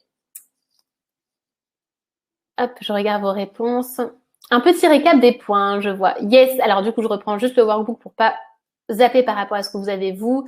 Les 3 points sur le fait de tester, vous avez donc les 3 barres vides ici. C'est de lever tout ce qui est a priori un peu préjugé qu'on peut avoir sur le projet. 2, c'est de pouvoir booster sa confiance en soi. Et le 3e, c'est de pouvoir valider, tester le potentiel du projet avant de se lancer. Voilà les 3 avantages au fait de tester. Alors, je regarde ce que vous me répondez sans faire trop bouger le... Je vois si ça bouge ici à l'affiche derrière moi. Alors, l'ikigai, l'intuition, choisir en fonction du quotidien, c'est en faisant qu'on prend confiance, tout à fait, ne pas écouter ses peurs, le quotidien, toujours le quotidien aussi, tester, vibrer, ok, tac, tac, tac, tac, pas écouter les autres, ok. Alors, je vois c'est quoi tester concrètement. On en parlera ce vendredi et encore plus lundi. Un petit peu vendredi et encore plus lundi sur comment on fait pour tester concrètement une idée de projet. On l'a amorcé un petit peu lundi sur le fait qu'on cherche à définir une première idée, une première offre et de la tester avec ce qu'on appelle les cobayes, donc les clients tests. Et ça, on en reparlera les prochains soirs sur l'étude de marché, les clients tests, etc. Se déconnecter de ses peurs, absolument. Les moments de flow. La formule magique de la décision, celle-là, je vous la recommande vraiment.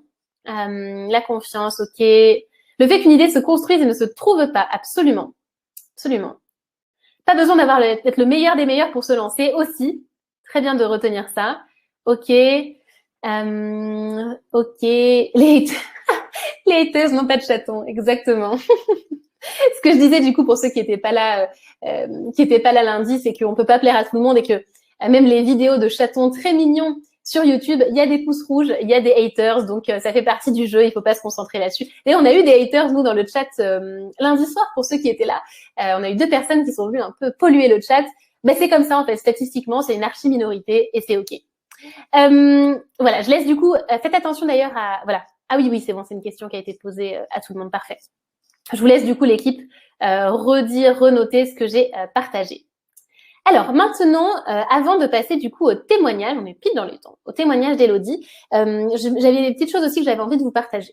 La première chose que je voulais vous partager, c'est qu'il faut accepter que les choses, elles évoluent. C'est un peu ce qu'on se disait sur le fait que choisir, c'est renoncer temporairement. Mais en fait, au plus vous êtes figé sur votre idée, au plus ça va être compliqué parce que vous n'allez pas lâcher prise. Quand on va parler justement d'études de marché dans les prochains ateliers, l'étude de marché, elle peut révéler que les hypothèses de départ, en fait, c'était pas forcément les bonnes, que ce qu'on avait imaginé, c'est pas vraiment la réalité du terrain, et c'est complètement ok. Et donc pour ça, il faut arriver à lâcher prise sur la solution, l'idée telle qu'on l'avait imaginée, mais vraiment à s'adapter aussi en fonction des retours qu'on a du marché. Et c'est ok que ça change, c'est aussi ok que même la vie d'une entreprise, elle évolue. Il y a des entreprises qui existent depuis des années, des dizaines d'années, mais en fait, elles évoluent, elles ont une souche de base au niveau des valeurs, de la mission de l'entreprise, mais elles évoluent. Et c'est vous aussi qui allez évoluer parce que ce qui va se passer, et là je parle vraiment d'expérience de tous les anciens de Side Project, c'est qu'en fait, en faisant les choses et en développant vos compétences entrepreneuriales, en voyant des projets, en rencontrant des gens qui sont là-dedans, mais en fait, vous allez vous inspirer, vous allez tellement apprendre que vous, personnellement, vous allez changer pour le meilleur. Mais du coup, le fait de changer, c'est que vos envies, elles peuvent évoluer, vos aspirations, elles peuvent évoluer, vos croyances, elles vont changer. Et donc, il faut accepter que l'entrepreneuriat, ce soit aussi quelque chose de mouvant et pas quelque chose de figé. Là où très souvent aussi en entreprise, on peut avoir tendance on a notre fiche de poste, on a une hiérarchie, des processus et c'est difficile que ça évolue. Et quand ça évolue, souvent, c'est quelque chose de subi. Par exemple, l'entreprise est rachetée, il y a un changement de management, etc. Et c'est subi. Mais là, c'est vous qui avez finalement les rênes pour pouvoir faire évoluer aussi votre projet. Donc, acceptez déjà que les choses, elles évoluent, qu'on pivote, etc. Deuxième chose que j'avais envie de vous partager aussi, c'est que on n'est jamais sûr de rien et que parfois, quand on va tester quelque chose, le résultat, on va pas forcément s'attendre à ça. Et ça peut aussi aller beaucoup plus vite qu'on ne le pense parfois. Des fois, on se dit que ça va prendre beaucoup de temps et en fait, les réponses, elles peuvent arriver très vite. On peut aussi avoir un projet qui va fonctionner beaucoup plus vite qu'on l'avait pensé. D'ailleurs, ça peut aussi parfois occasionner des peurs. Les peurs, ça peut être les peurs de l'échec, mais aussi les peurs de la réussite. Dans Side Project, on voit même les peurs de la réussite, elles y sont. On travaille là-dessus pour dépasser ces peurs-là. Mais en tout cas, dites-vous que les choses, elles peuvent se passer d'une manière qui était imprévisible. Et c'est ça qui fait aussi pour moi toute la richesse de l'entrepreneuriat et qui fait qu'on se sent beaucoup plus vivant quand on entreprend que quand on est coincé dans quelque chose qui ne nous correspond pas. Voilà, ça c'était aussi un message que j'avais envie de vous partager. D'ailleurs, je pense aussi que dans les témoignages qu'on va avoir, on va avoir des personnes, vous allez voir, qui ont changé, qui ont pivoté. Je pense notamment à quelqu'un dans la session 4, je crois, de Side Project, Manon, tu pourras me confirmer, qui avait changé d'avis en plein milieu du programme Side Project parce qu'il s'était rendu compte qu'en fait, l'idée qu'il avait au départ, c'était une belle idée théorique, mais que sur le terrain, en fait, ça le faisait pas vibrer. Au départ, il était sur un projet de devenir thérapeute et en fait, il s'est rendu compte que ça lui correspondait pas, que l'accompagnement des personnes en individuel comme ça lui plaisait pas. Et donc, il est parti sur totalement autre chose. En fait, il crée du contenu autour d'un jeu vidéo qu'il passionne. Donc, il a une newsletter autour de ça, on pourra vous en parler. Mais en tout cas, il est parti sur totalement autre chose qui l'épanouit bien plus. Et donc, c'est OK que les choses, elles évoluent, que les choses, elles changent. Ce qui compte, c'est vraiment d'y aller petit pas par petit pas et d'être sur le terrain, tout simplement. Voilà ce que j'avais envie de vous partager, un peu comme message de fin avant le témoignage d'Élodie. Est-ce que ça vous parle tout ça? Est-ce que c'est OK? Je vais prendre 2-3 questions avant de passer au témoignage d'Élodie. Mais dites-moi là, du coup, si vous avez des remarques en particulier, si c'est OK, enfin voilà, dites-moi ce que vous avez envie de me le dire, quoi. Alors, je regarde vos commentaires. Alors, je pense que j'ai perdu un peu le fil.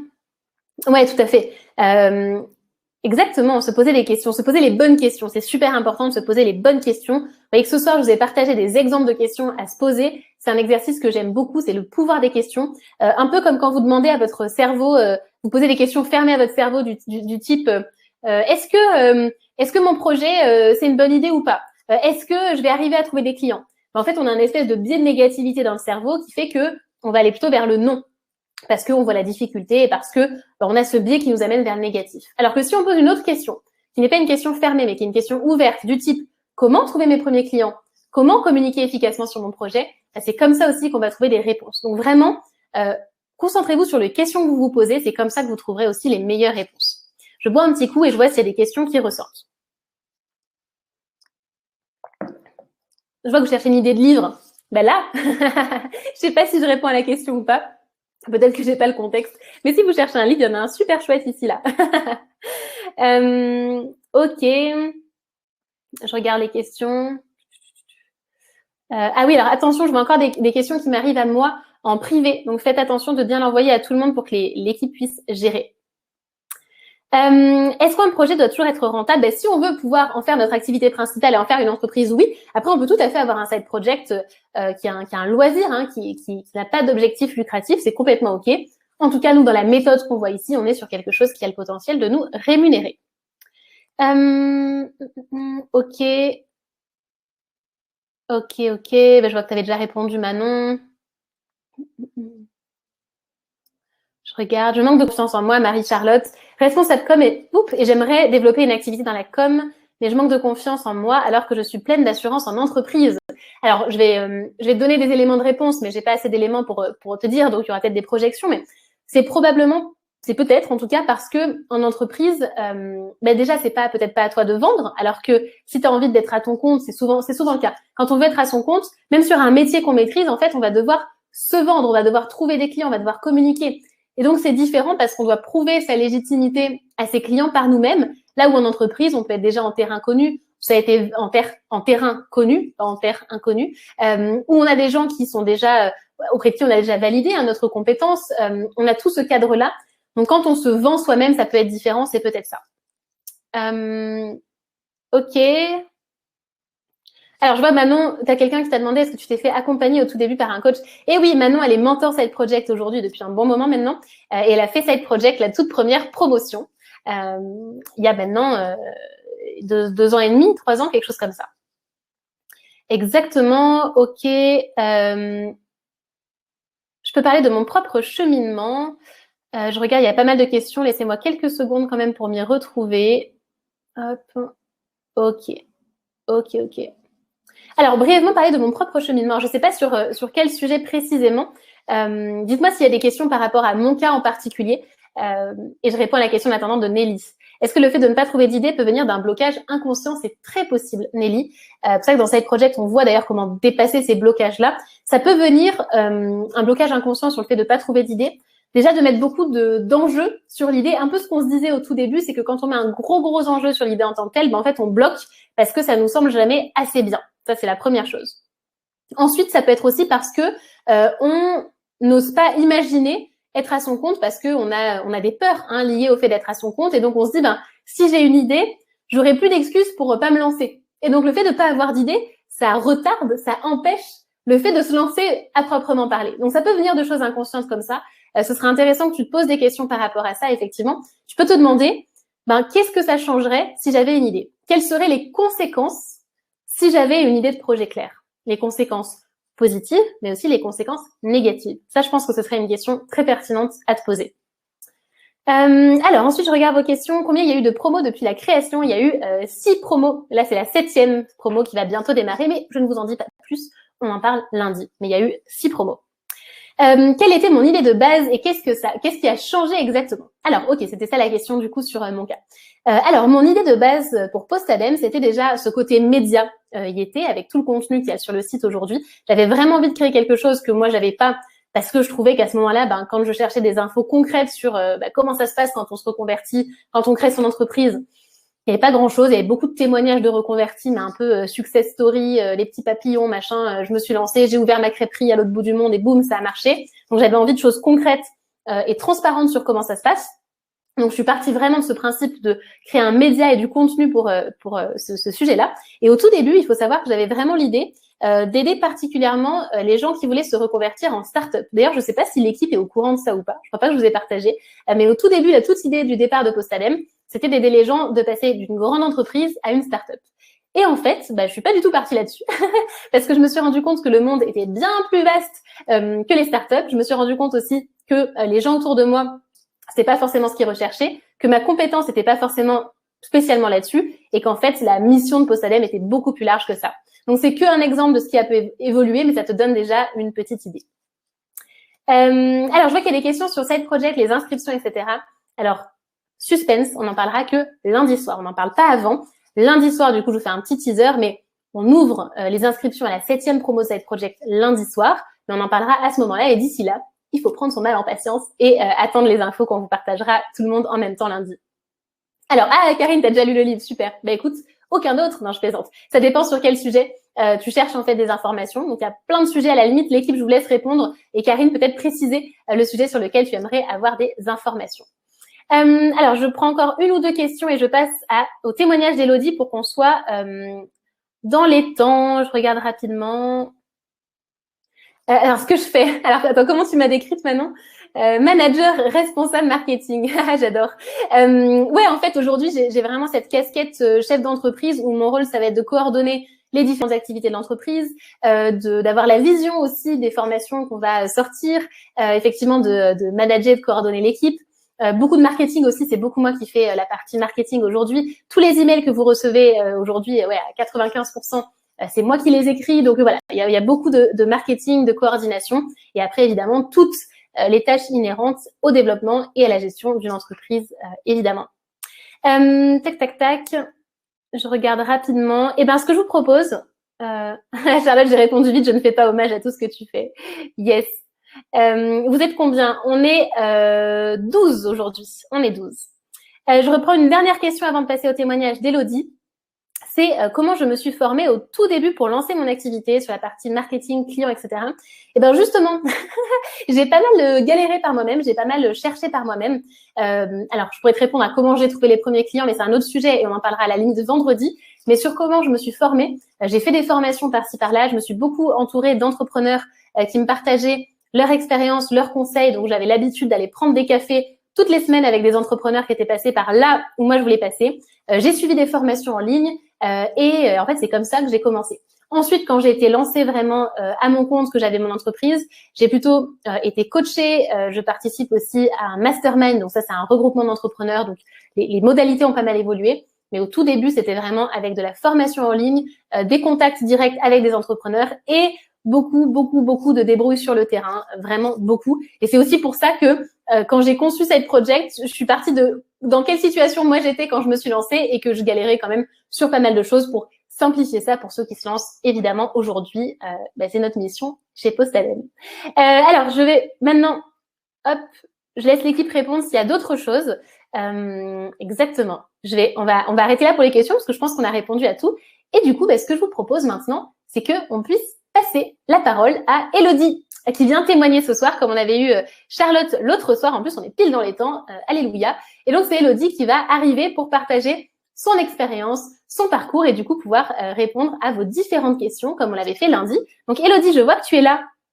Excellent. Alors, attends, je te mets en grand parce que c'est toi la star maintenant. C'est parti. Alors, écoute, je pense qu'on a le son. Donc, bonsoir, Elodie. Vous m'entendez tous, c'est bon? Yes, on t'entend, c'est parfait. Ravie de te voir, de te revoir parce qu'on s'est vu avant le live. Mais en tout cas, très, très contente que tu sois là pour venir partager ton expérience et ton parcours à toi. Donc, du coup, tu as vu un petit peu l'ambiance et les questions qu'on peut avoir.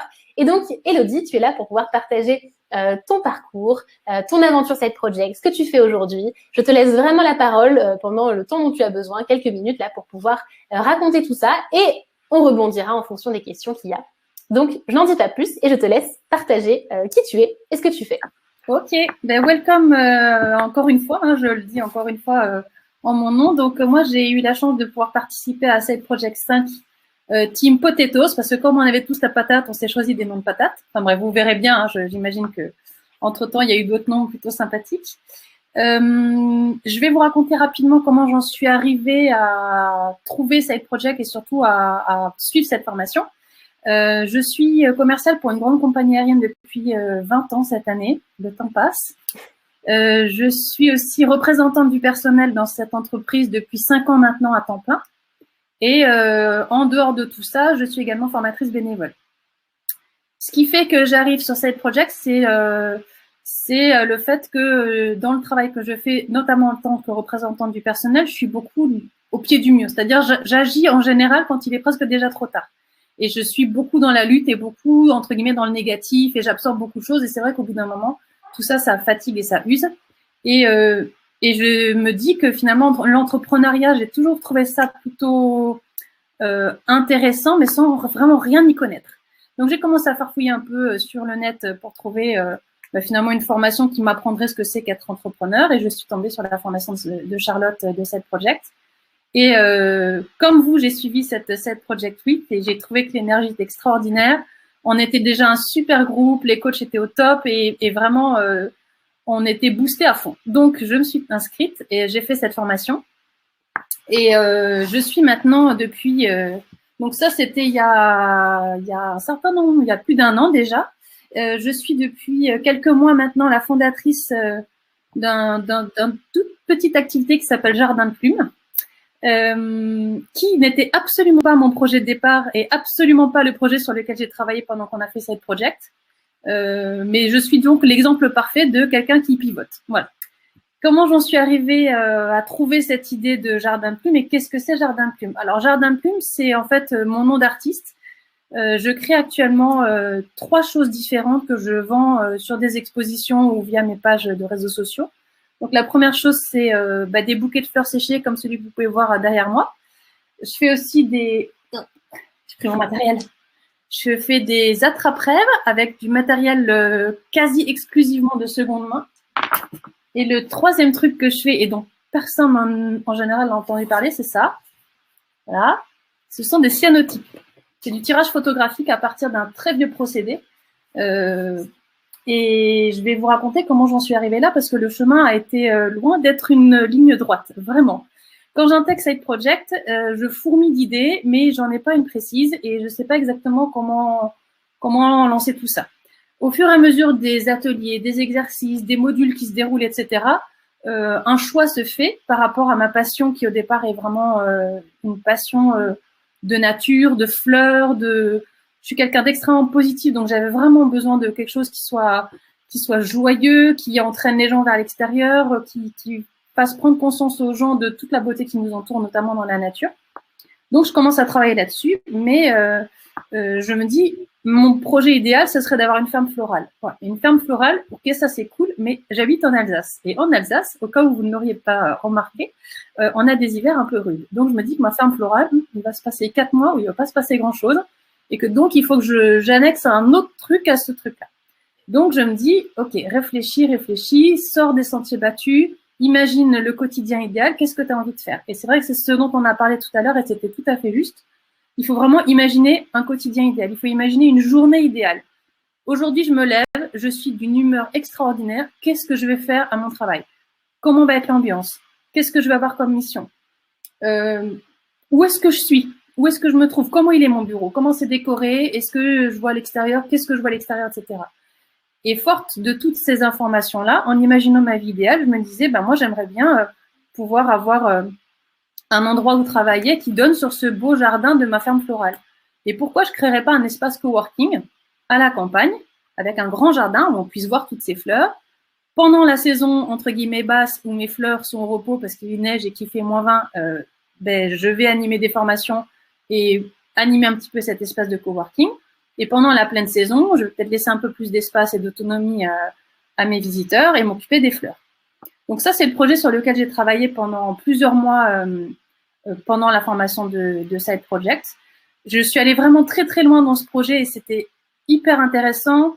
Je me suis beaucoup inspirée de gens qui sont déjà dans ces métiers-là, mais qui ne sont pas sur les mêmes lignes exactement. On parlait tout à l'heure de ne pas oser partager son idée. Moi, le fait de partager mon idée, ça m'a ouvert 1 million de portes. Ça m'a permis de rencontrer des gens qui avaient déjà des espaces de coworking, mais complètement sur un autre thème que celui que je voulais monter moi. Ça m'a permis de rencontrer des gens qui ont des fermes florales à l'autre bout du monde, dans l'État de Washington, en Angleterre, en Australie. Ça m'a permis d'interroger tous ces gens, de leur demander comment était leur quotidien, comment est-ce qu'ils vivaient, comment est-ce qu'ils se rémunéraient, parce que c'est quand même une question qu'il faut se poser. Et finalement, une fois que Side Project est passé, j'ai vraiment avancé le projet au maximum et je me suis rendu compte à un moment donné d'un dernier blocage en ce qui me concerne, c'était l'investissement de départ. Et je me suis dit, OK, tout ça, c'est formidable. Je suis persuadée que l'idée est extraordinaire, mais j'ai pas l'investissement de départ. Donc, premier pivot du projet. Qu'est-ce que je peux faire pour avoir cet investissement de départ? Là, je me suis dit, je vais faire des choses que je sais faire. Donc, les bouquets, commencer à travailler avec ce que j'ai. Sachant qu'entre-temps, le Covid est arrivé et que j'ai été mise en chômage partiel et que j'avais 40% de temps travaillé, 60% de temps chômé. Donc, autant vous dire que du temps libre, j'en ai eu. Donc, j'ai potassé YouTube à fond la caisse, des vidéos pour savoir comment faire ci, comment faire ça. Je suis tombée tout à fait par hasard sur une vidéo de quelqu'un qui faisait des cyanotypes, donc le tableau bleu que je vous ai montré tout à l'heure. Et ça m'a vraiment interpellée. J'ai cherché à comprendre comment ça fonctionnait. Donc, j'ai cherché sur les réseaux. Qui est-ce qui en fait? Comment ça fonctionne? Qu'est-ce qu'on peut faire? Et de recherche en recherche en recherche, j'ai rencontré plein de gens que j'ai réinterrogés. En fait, j'ai refait exactement le même processus que j'avais fait pour l'espace de coworking, mais je l'ai fait avec du coup plutôt de la matière artistique. Et à un moment donné, je peux vous dire que je pense vraiment à Charlotte très souvent parce que cette phrase « mieux vaut fait que parfait », comment vous dire? Je pense qu'elle transforme mon quotidien. Et je pense qu'elle a tout à fait raison, parce qu'il y a un moment donné où il faut se lancer. Il y a un moment donné où il faut se dire « ok, ce ne sera pas parfait, mais si je ne me lance pas, il ne va rien se passer du tout. Et je vais continuer de me morfondre dans mon hamster qui tourne dans sa roue non-stop et il ne se passera rien. » Donc moi, j'ai décidé de me lancer. J'ai décidé de me déclarer comme artiste-auteur, donc ça, je l'ai fait au mois de juin, après de multiples péripéties avec l'URSSAF, mais ça, ce sera l'objet d'un autre épisode. Hein. Et j'ai réussi ensuite à intégrer des expositions d'art. Alors, soit des marchés des créateurs, soit des expositions d'art. Et j'en suis maintenant à ma 5e exposition que j'ai fait dimanche dernier. Je commence à avoir vraiment une clientèle de gens qui sont très curieux, qui sont souvent vraiment agréablement surpris par ce que je peux proposer sur le stand, qui sont souvent assez épatés quand je leur explique que j'ai démarré que fin mai. Les cyanotypes, j'en avais jamais entendu parler encore avant le mois de mars. Mais voilà, une fois qu'il y a quelque chose qui vous appelle, ça vous appelle et il faut vraiment se laisser porter par tout ça. Et là où Side Project intervient, là où la formation intervient, c'est que justement au moment où ça part dans tous les sens, au moment où on est peut-être au creux de la vague à se dire « Oula, je suis au pied de l'Everest et je sais pas trop bien par quel bout commencer », et ben Side Project, petit pas par petit pas, ça canalise tout ça et ça permet vraiment d'avancer sereinement. Et il y a une autre chose qui rentre en ligne de compte, c'est qu'on se retrouve du coup dans une communauté et cette communauté, elle se pose les mêmes questions que nous. tous les gens qui font cette project, ils en sont exactement au même point que nous, ou quasiment. Il y en a qui ont déjà commencé, d'autres pas encore. Et le fait d'être dans cette communauté, le fait d'être entouré de gens qui finalement sont hyper dans la volonté d'avancer vers quelque chose de nouveau, c'est super enrichissant et ça aide vraiment à avancer, à passer le cap. Il y a beaucoup d'entraide sur ce groupe et ça, c'était vraiment super chouette. Et je peux vous dire que ça fait quasiment 1 an et demi maintenant que j'ai quitté la formation et je suis toujours restée en contact avec 2 copines de la promo.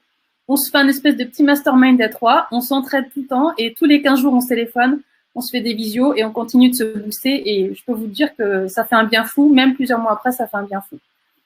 Donc, je ne sais pas trop ce que je peux vous dire de plus. J'ai pas du tout le temps de lire tout ce que vous écrivez dans le chat. C'est beaucoup trop vite pour moi. T'inquiète pas. Voilà, je vous laisse la parole. Eh ben, écoute, un grand merci, Elodie, pour ton super témoignage. C'était parfait. Écoute, j'ai trouvé ça très inspirant. Je pense que ça a plu aussi dans le chat. Je vois des retours positifs. Donc, dites-nous un petit peu dans le chat ce que ça vous évoque. C'est clair, en tout cas, les étapes par lesquelles tu es passée. Et c'est vraiment, je trouve, un excellent exemple de pivot de projet et des questions qu'on peut se poser et de la stratégie des petits pas. Enfin, voilà, ça illustre très bien tout ce qu'on a pu se dire. Donc, un grand merci pour toutes ces infos. Et en fait, tu as répondu à toutes mes questions. Donc, je pense qu'on va prendre les questions qui sont posées dans le chat, tant qu'à faire. Oui, je vois Charlotte qui demande est-ce que j'ai toujours mon job? Alors oui, j'ai toujours mon job. Oui, je suis toujours représentante du personnel et très affairée à tout ça, mais toujours en chômage partiel. Et du coup, la façon pour moi de cumuler les 2 boulots pour l'instant, c'est que toute mon activité artistique de création, elle a lieu quand je suis en chômage partiel et de vente, elle a lieu les week-ends parce que je travaille pas les week-ends actuellement. Donc pour l'instant, je mène tout ça de front. Je vous avoue que c'est pas évident tout le temps, surtout que je suis aussi l'heureuse maman de 3 enfants. Donc voilà, il faut de la pêche, il faut la niaque, mais en même temps, ça m'amène tellement d'énergie tout ça que si c'était à choisir, je referais exactement tout pareil. Voilà. C'est beau ça, c'est très beau. Et oui, c'est vrai que je pense que tu t'ennuies pas entre tout, donc c'est un bon exemple de mener des activités de front. Et du coup, sur la question de est-ce que maintenant tu es à temps plein ou pas, mais ça me fait penser, tu sais, à la fin de Side Project, on voit le scénario qu'on choisit pour la suite. Et en fait, il y a plein de scénarios possibles. On peut décider de se lancer là maintenant à temps plein, comme on peut décider de le garder en Side Project pendant encore quelques temps, de changer de projet, de réutiliser la méthode. En fait, tout est possible. Et c'est pour ça que c'est important de se dire que on passe à l'action pour s'entraîner, pour se développer, mais après, il y a plein de modalités différentes pour passer à l'action, quoi. Donc, écoute, super témoignage. Regarde les autres questions qui te sont posées. Est-ce que l'objectif reste le même, c'est-à-dire rassembler des fonds pour le coworking floral? Alors oui, je ne perds pas ça d'idée et je vais même vous dire un peu plus, c'est qu'au bout de ma rue, il y a un très vieux bâtiment qui est un ancien moulin qui est pour l'instant à l'abandon depuis 4 ans. Bien entendu, vous pensez bien, quand j'ai pensé à mon espace de coworking, je me suis dit, la classe, si je peux y aller en vélo ou à pied avec ce bout de la rue, c'est génial. Donc, je me suis renseignée sur le tarif de ce bâtiment et il demandait 700 000 € de mise de départ, plus au moins encore la même somme pour pouvoir réaménager le lieu. Et donc, je me suis dit, OK, 1,5 million, ça va pas être possible. Mais entre-temps, il y a un groupe de jeunes qui a racheté ce bâtiment, qui est venu nous faire une réunion publique dans le village pour nous expliquer un petit peu ce qu'ils avaient l'intention d'en faire. Et notamment, ils ont l'intention de créer une salle des fêtes et d'utiliser les vieux bâtiments pour en faire des gîtes. Et donc, à la fin de la réunion, bonjour, je suis allée les voir et je leur dis, en fait, moi, j'ai une autre idée, elle serait peut-être pas mal. Est-ce que vous avez 5 minutes pour m'écouter? Et donc, j'ai expliqué aux jeunes ce que j'avais en tête justement sur cette sorte de coworking à la campagne. Et évidemment, ils étaient tout oui. Ils avaient absolument pas pensé à cette option-là. Et je pense qu'en termes de remplissage, ça peut être plus avantageux qu'un gîte. Donc, on s'est échangé nos numéros de téléphone et depuis, on est resté en contact. Et je me dis qu'à la limite, je vais peut-être pouvoir surfer sur le truc en devenant peut-être gérante d'un espace coworking, mais sans avoir été obligée de le payer. Voilà. Donc, ça reste vraiment quelque chose qui est très présent dans… Voilà. Quand je vous disais qu'il faut être à l'écoute des gens autour de vous, c'est vraiment ça. Il faut vraiment toujours garder votre petite lumière au fond et se dire que dès que vous pouvez rebalancer le flash, il faut vraiment le rebalancer. Il ne faut pas hésiter. Et je pense que c'est important de rester toujours super positif et surtout super… c'est bien d'être raisonnable, mais des fois, ça ferme des portes. Et je pense que parfois, il faut ouvrir des portes et se laisser embarquer. Moi, quand j'ai fait justement l'outil dont on parlait tout à l'heure, l'outil de décision, je me suis rendu compte que dans les 3 décisions les plus importantes de ma vie et qui ont été des décisions positives, le point de départ, c'était un défi. C'est-à-dire, c'est quelqu'un qui me dit « t'es pas capable de faire ça ?» En fait, si, pourquoi pas. Et je me suis laissée embarquer dans des défis depuis 2 ans, là, des trucs n'importe quoi. Hein. Quand j'étais en plein side project, c'était sur octobre, novembre, décembre. Au mois de novembre, je me suis fait challenger pour écrire 50 000 mots, un livre en 30 jours de 50 000 mots. Je me suis dit, va, allez, vas-y, je me fais. Et je l'ai fait. Alors que j'avais jamais rien écrit avant. Mais à un moment donné, il faut se laisser porter, il faut écouter son intuition et il faut se dire qu'on n'a rien à perdre. Je lisais tout à l'heure aussi quelqu'un qui disait quel type de formation, comment est-ce qu'on apprend. Moi, je reste persuadée d'une chose après tout ce que j'ai traversé dans ma vie professionnelle et personnelle, c'est qu'il n'y a rien qu'on ne peut pas apprendre si on le veut. Il faut juste trouver le bon accès, la bonne personne, le bon moment, mais il n'y a rien qu'on ne peut pas apprendre. Et c'est vrai que dans tout ce que j'ai fait jusqu'à maintenant, notamment mon travail de formatrice bénévole, la plupart des stages que j'ai animés sont des stages que j'ai animés pour lesquels on m'a donné le support de formation 2 jours avant au mieux. Et on m'a dit, tiens, saute dans le grand bain, c'est ta bouée, merci, au revoir. Et ça s'est à chaque fois très bien passé, parce qu'il faut y croire, et puis parce qu'il ne faut pas hésiter non plus à dire aux gens qu'on débute. Et ça aussi, il ne faut pas se mettre une pression de se dire, bah, ça fait 10 ans que je fais ça, tout doit être parfait. Non, mieux vaut fait que parfait, tout ne sera pas parfait. Ce week-end encore, j'ai distribué des cartes de visite, c'était des vieux papiers sur Word que j'avais découpés moi-même. J'avais à chaque fois honte de les donner, et les gens me disaient, non, mais c'est bien, on a tout ce qu'il nous faut, on a juste besoin de vos coordonnées, le reste, on s'en fout. Voilà. C'est un excellent exemple. Écoute, je pense qu'on va te prendre comme speaker de motivation, Élodie. Non, écoute, ça illustre très très bien tout ce qu'on se dit, donc c'est vraiment super. Et je vois que ça parle beaucoup aux gens, en tout cas dans le chat. Je regarde s'il y a alors il y a une question pratico-pratique, donc discutons-en. Comment tu as fait pour faire accepter ton activité par ton employeur par rapport à ton contrat de travail, le fait que tu aies ça en parallèle? Alors en fait, mon employeur n'avait absolument pas besoin d'être au courant parce que dans mon contrat de travail, j'ai uniquement une clause de non-concurrence. Or, le métier d'artiste ne concurrence absolument pas le métier de commercial pour une compagnie aérienne, donc j'ai pas du tout eu besoin de le prévenir. Ok.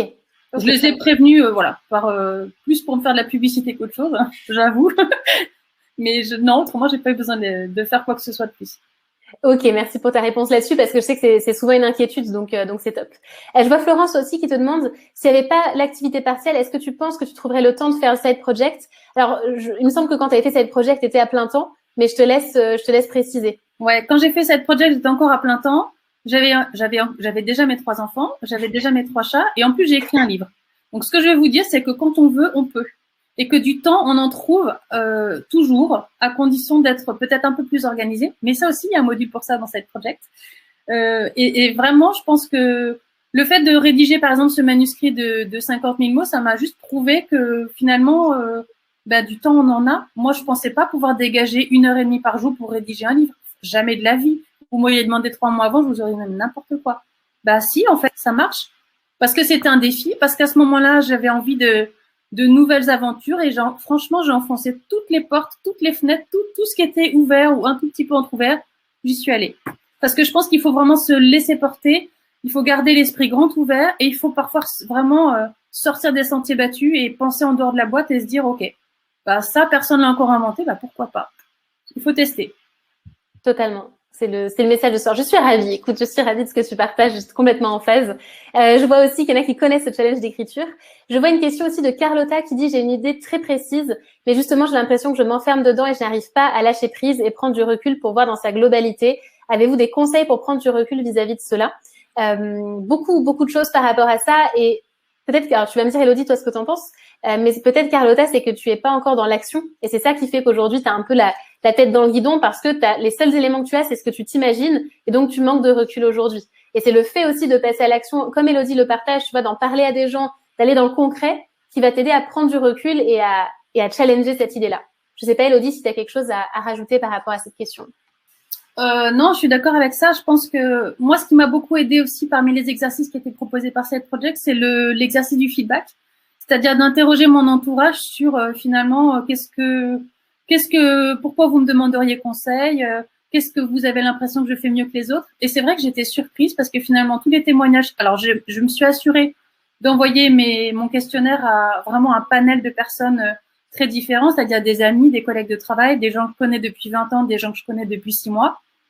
Et j'ai été extrêmement agréablement surprise de constater que finalement les réponses convergeaient et que ce que moi j'avais l'impression de pouvoir apporter aux autres, c'était réellement perçu comme ça. Et ça m'a boosté. Vraiment, ça m'a boosté. Et peut-être que ça peut être une des pistes. Et je pense qu'il y a vraiment plein de pistes qui sont à utiliser, mais ça peut être une des pistes justement pour reprendre un peu cette bouffée d'oxygène et cette bouffée de confiance en soi et se dire, OK, maintenant, je vais prendre les choses rationnellement, une par une, petit pas par petit pas, encore une fois. Hein.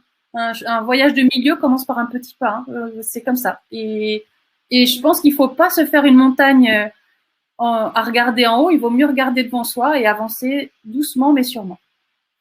C'est beau. Écoute, je crois que tu es validée comme speaker de motivation. C'est ce que je lis dans le chat, Elodie. Excellent. Je regarde s'il y a d'autres questions. Alors, j'avais une question pratico-pratique sur l'URSSAF. Donc, Manon a répondu que ça dépend bien sûr de chaque situation, statut, etc. Il y a Carmen. Pourquoi est-ce que tu as choisi Side Project sur le marché du coaching de l'entrepreneuriat? Pourquoi tu as choisi Side Project? Ben, écoute, allons-y. Alors, j'ai d'abord acheté le livre. À l'époque, Charlotte n'avait pas encore écrit son livre, mais Alexandre Dana avait écrit le sien, c'est-à-dire la méthode de Live Mentor. Et en lisant la méthode de Live Mentor, un des exemples inspirants qu'a utilisé Alexandre, c'est l'exemple de Charlotte. Et ça m'a vraiment parlé. Il y a quelque chose qui m'a appelé dans ce témoignage et je me suis dit, je vais aller creuser un peu plus là-dessus. Déjà, le nom Postadem, je trouvais ça hyper fun. Bref, comme quoi le marketing, hein, ça marche. Hein. Et du coup, je suis allée voir un petit peu ce que proposait Postadem et je suis tombée à peu de choses près dans les prémices de la Side Project Week. Et en suivant Side Project Week, franchement, c'était l'énergie. L'énergie des intervenants. Je me rappelle encore de l'intervention d'Audrey qui débordait de vie. Enfin, c'était juste tout ce dont j'avais besoin, c'était ça. C'était une semaine d'action. Je passe à l'action, j'ai mon workbook, je me creuse la tête, je sors des idées. Et puis, toute cette énergie de groupe, comme ce que vous êtes en train de faire ce soir, je vois là tous les messages qui circulent sur le chat. C'est ça vraiment qui m'a porté vers Side Project. Super, ben merci pour ta réponse. Et c'est vrai effectivement qu'il y a 2 pages dans le livre d'Alex, effectivement. Donc c'est top. Je savais pas que tu m'avais connue comme ça. Je vois d'autres questions. En tout cas, on va en prendre une dernière et puis après on va s'arrêter pour être dans le timing. Mais je pense qu'on a répondu. Dites-nous s'il y a des questions en suspens qui n'ont pas été résolues. Ah, si quelqu'un sait comment je peux faire un TED, j'adorerais faire ça. Franchement, j'adorerais faire ça. J'ai un contact pour toi si tu veux. Ah bah, j'adorerais. J'ai des amis qui en ont fait, donc écoute, si tu veux. Mes interventions sont peut-être encore un peu bazar, mais le cœur y est. Qu'est-ce qu'on a dit? Mieux vaut fait que parfait. Et on peut tout apprendre, dont faire un TED. Il y a un livre pour préparer un TED. Donc, j'ai des amis qui l'ont fait. Donc, si tu veux que je te mette en relation, évidemment, ça peut tout à fait se faire. Je te vois bien en TED. Eh ben, je regarde s'il y a d'autres questions, mais je pense qu'on est pas mal. Je vois que les réponses, les questions ont été résolues. Eh ben, écoute, Elodie, merci beaucoup pour ce témoignage. C'était hyper inspirant. Et merci de m'avoir invitée. Eh ben, écoute, merci d'avoir accepté ça. Et puis ben, tu restes avec nous pour les 2 petites minutes de clôture. Et après, on te laisse retourner. Alors, j'ai vu quelqu'un qui disait 3 enfants et 3 chats, ça fait 6 enfants. Donc, son chéri qui compte pour le 7e. Donc, 7. On lui dira pas. Donc, du coup, les 7 enfants après. Et du coup, bah, écoute, je vais repasser en grand écran encore un grand merci, un grand bravo pour ton témoignage. Et puis, bah, nous, avec le groupe, hop, on se retrouve. Je me remets en écran pour clôturer ce deuxième atelier, deuxième soirée de Side Project Week. Et vous connaissez un peu le principe maintenant pour ceux qui étaient là lundi. C'est que vous allez me dire maintenant où vous en êtes. Alors, Elodie, faudrait que tu cutes ton micro au fait au cas où. Ah, voilà, nickel. Hop, parfait, pour le son. Du coup, où est-ce que vous en êtes en termes d'énergie? Alors, de 0 à 5, mais peut-être qu'il y en a qui sont à plus de 5, de ce que j'ai vu. Où est-ce que vous en êtes en termes de motivation et d'énergie pour votre projet? Est-ce que ça vous aide à dépasser les blocages, les peurs que vous pouvez avoir? Alors, bien sûr, il y en a toujours à nos côtés, hein, ça fait partie du jeu, mais il n'empêche que j'espère que ce témoignage avec Elodie et ce qu'on peut partager ici, ça vous rebooste à fond pour oser vous lancer à votre tour.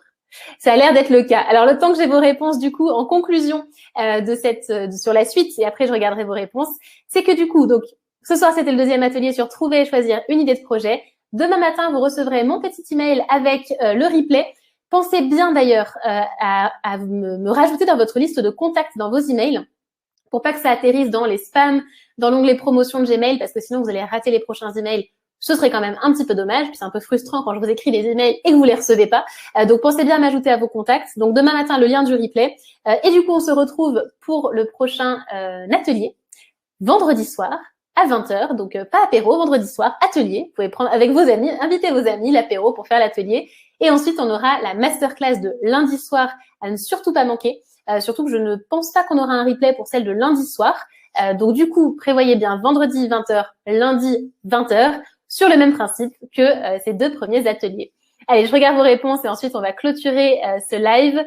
Je vois, alors le replay de lundi, écoutez, on l'a envoyé par mail, mais peut-être que tu t'es inscrite après. Il y a eu un petit laps de temps où ceux qui se sont inscrits pendant 2-3 heures, vous l'avez pas eu. Donc du coup, Tracy, si quelqu'un peut t'envoyer le lien, c'est nickel. Et sinon, envoie-nous un petit email à hello@postadem.com. Voilà, mais je laisse l'équipe remettre le lien si possible. Je vois 5, on voit du 3. Ok, super, Amy, si ça t'a plu. On a du 5+++. Objectif 2022 se lancer. 3,8 sur 5. Et on a progressé, c'est ce qui compte. Même 4 si je suis sincère, super. On a du 7, du 4, super. Je vois 3 même si je suis stressée par le lancement de mon projet, c'est normal. C'est complètement ok, vous inquiétez pas.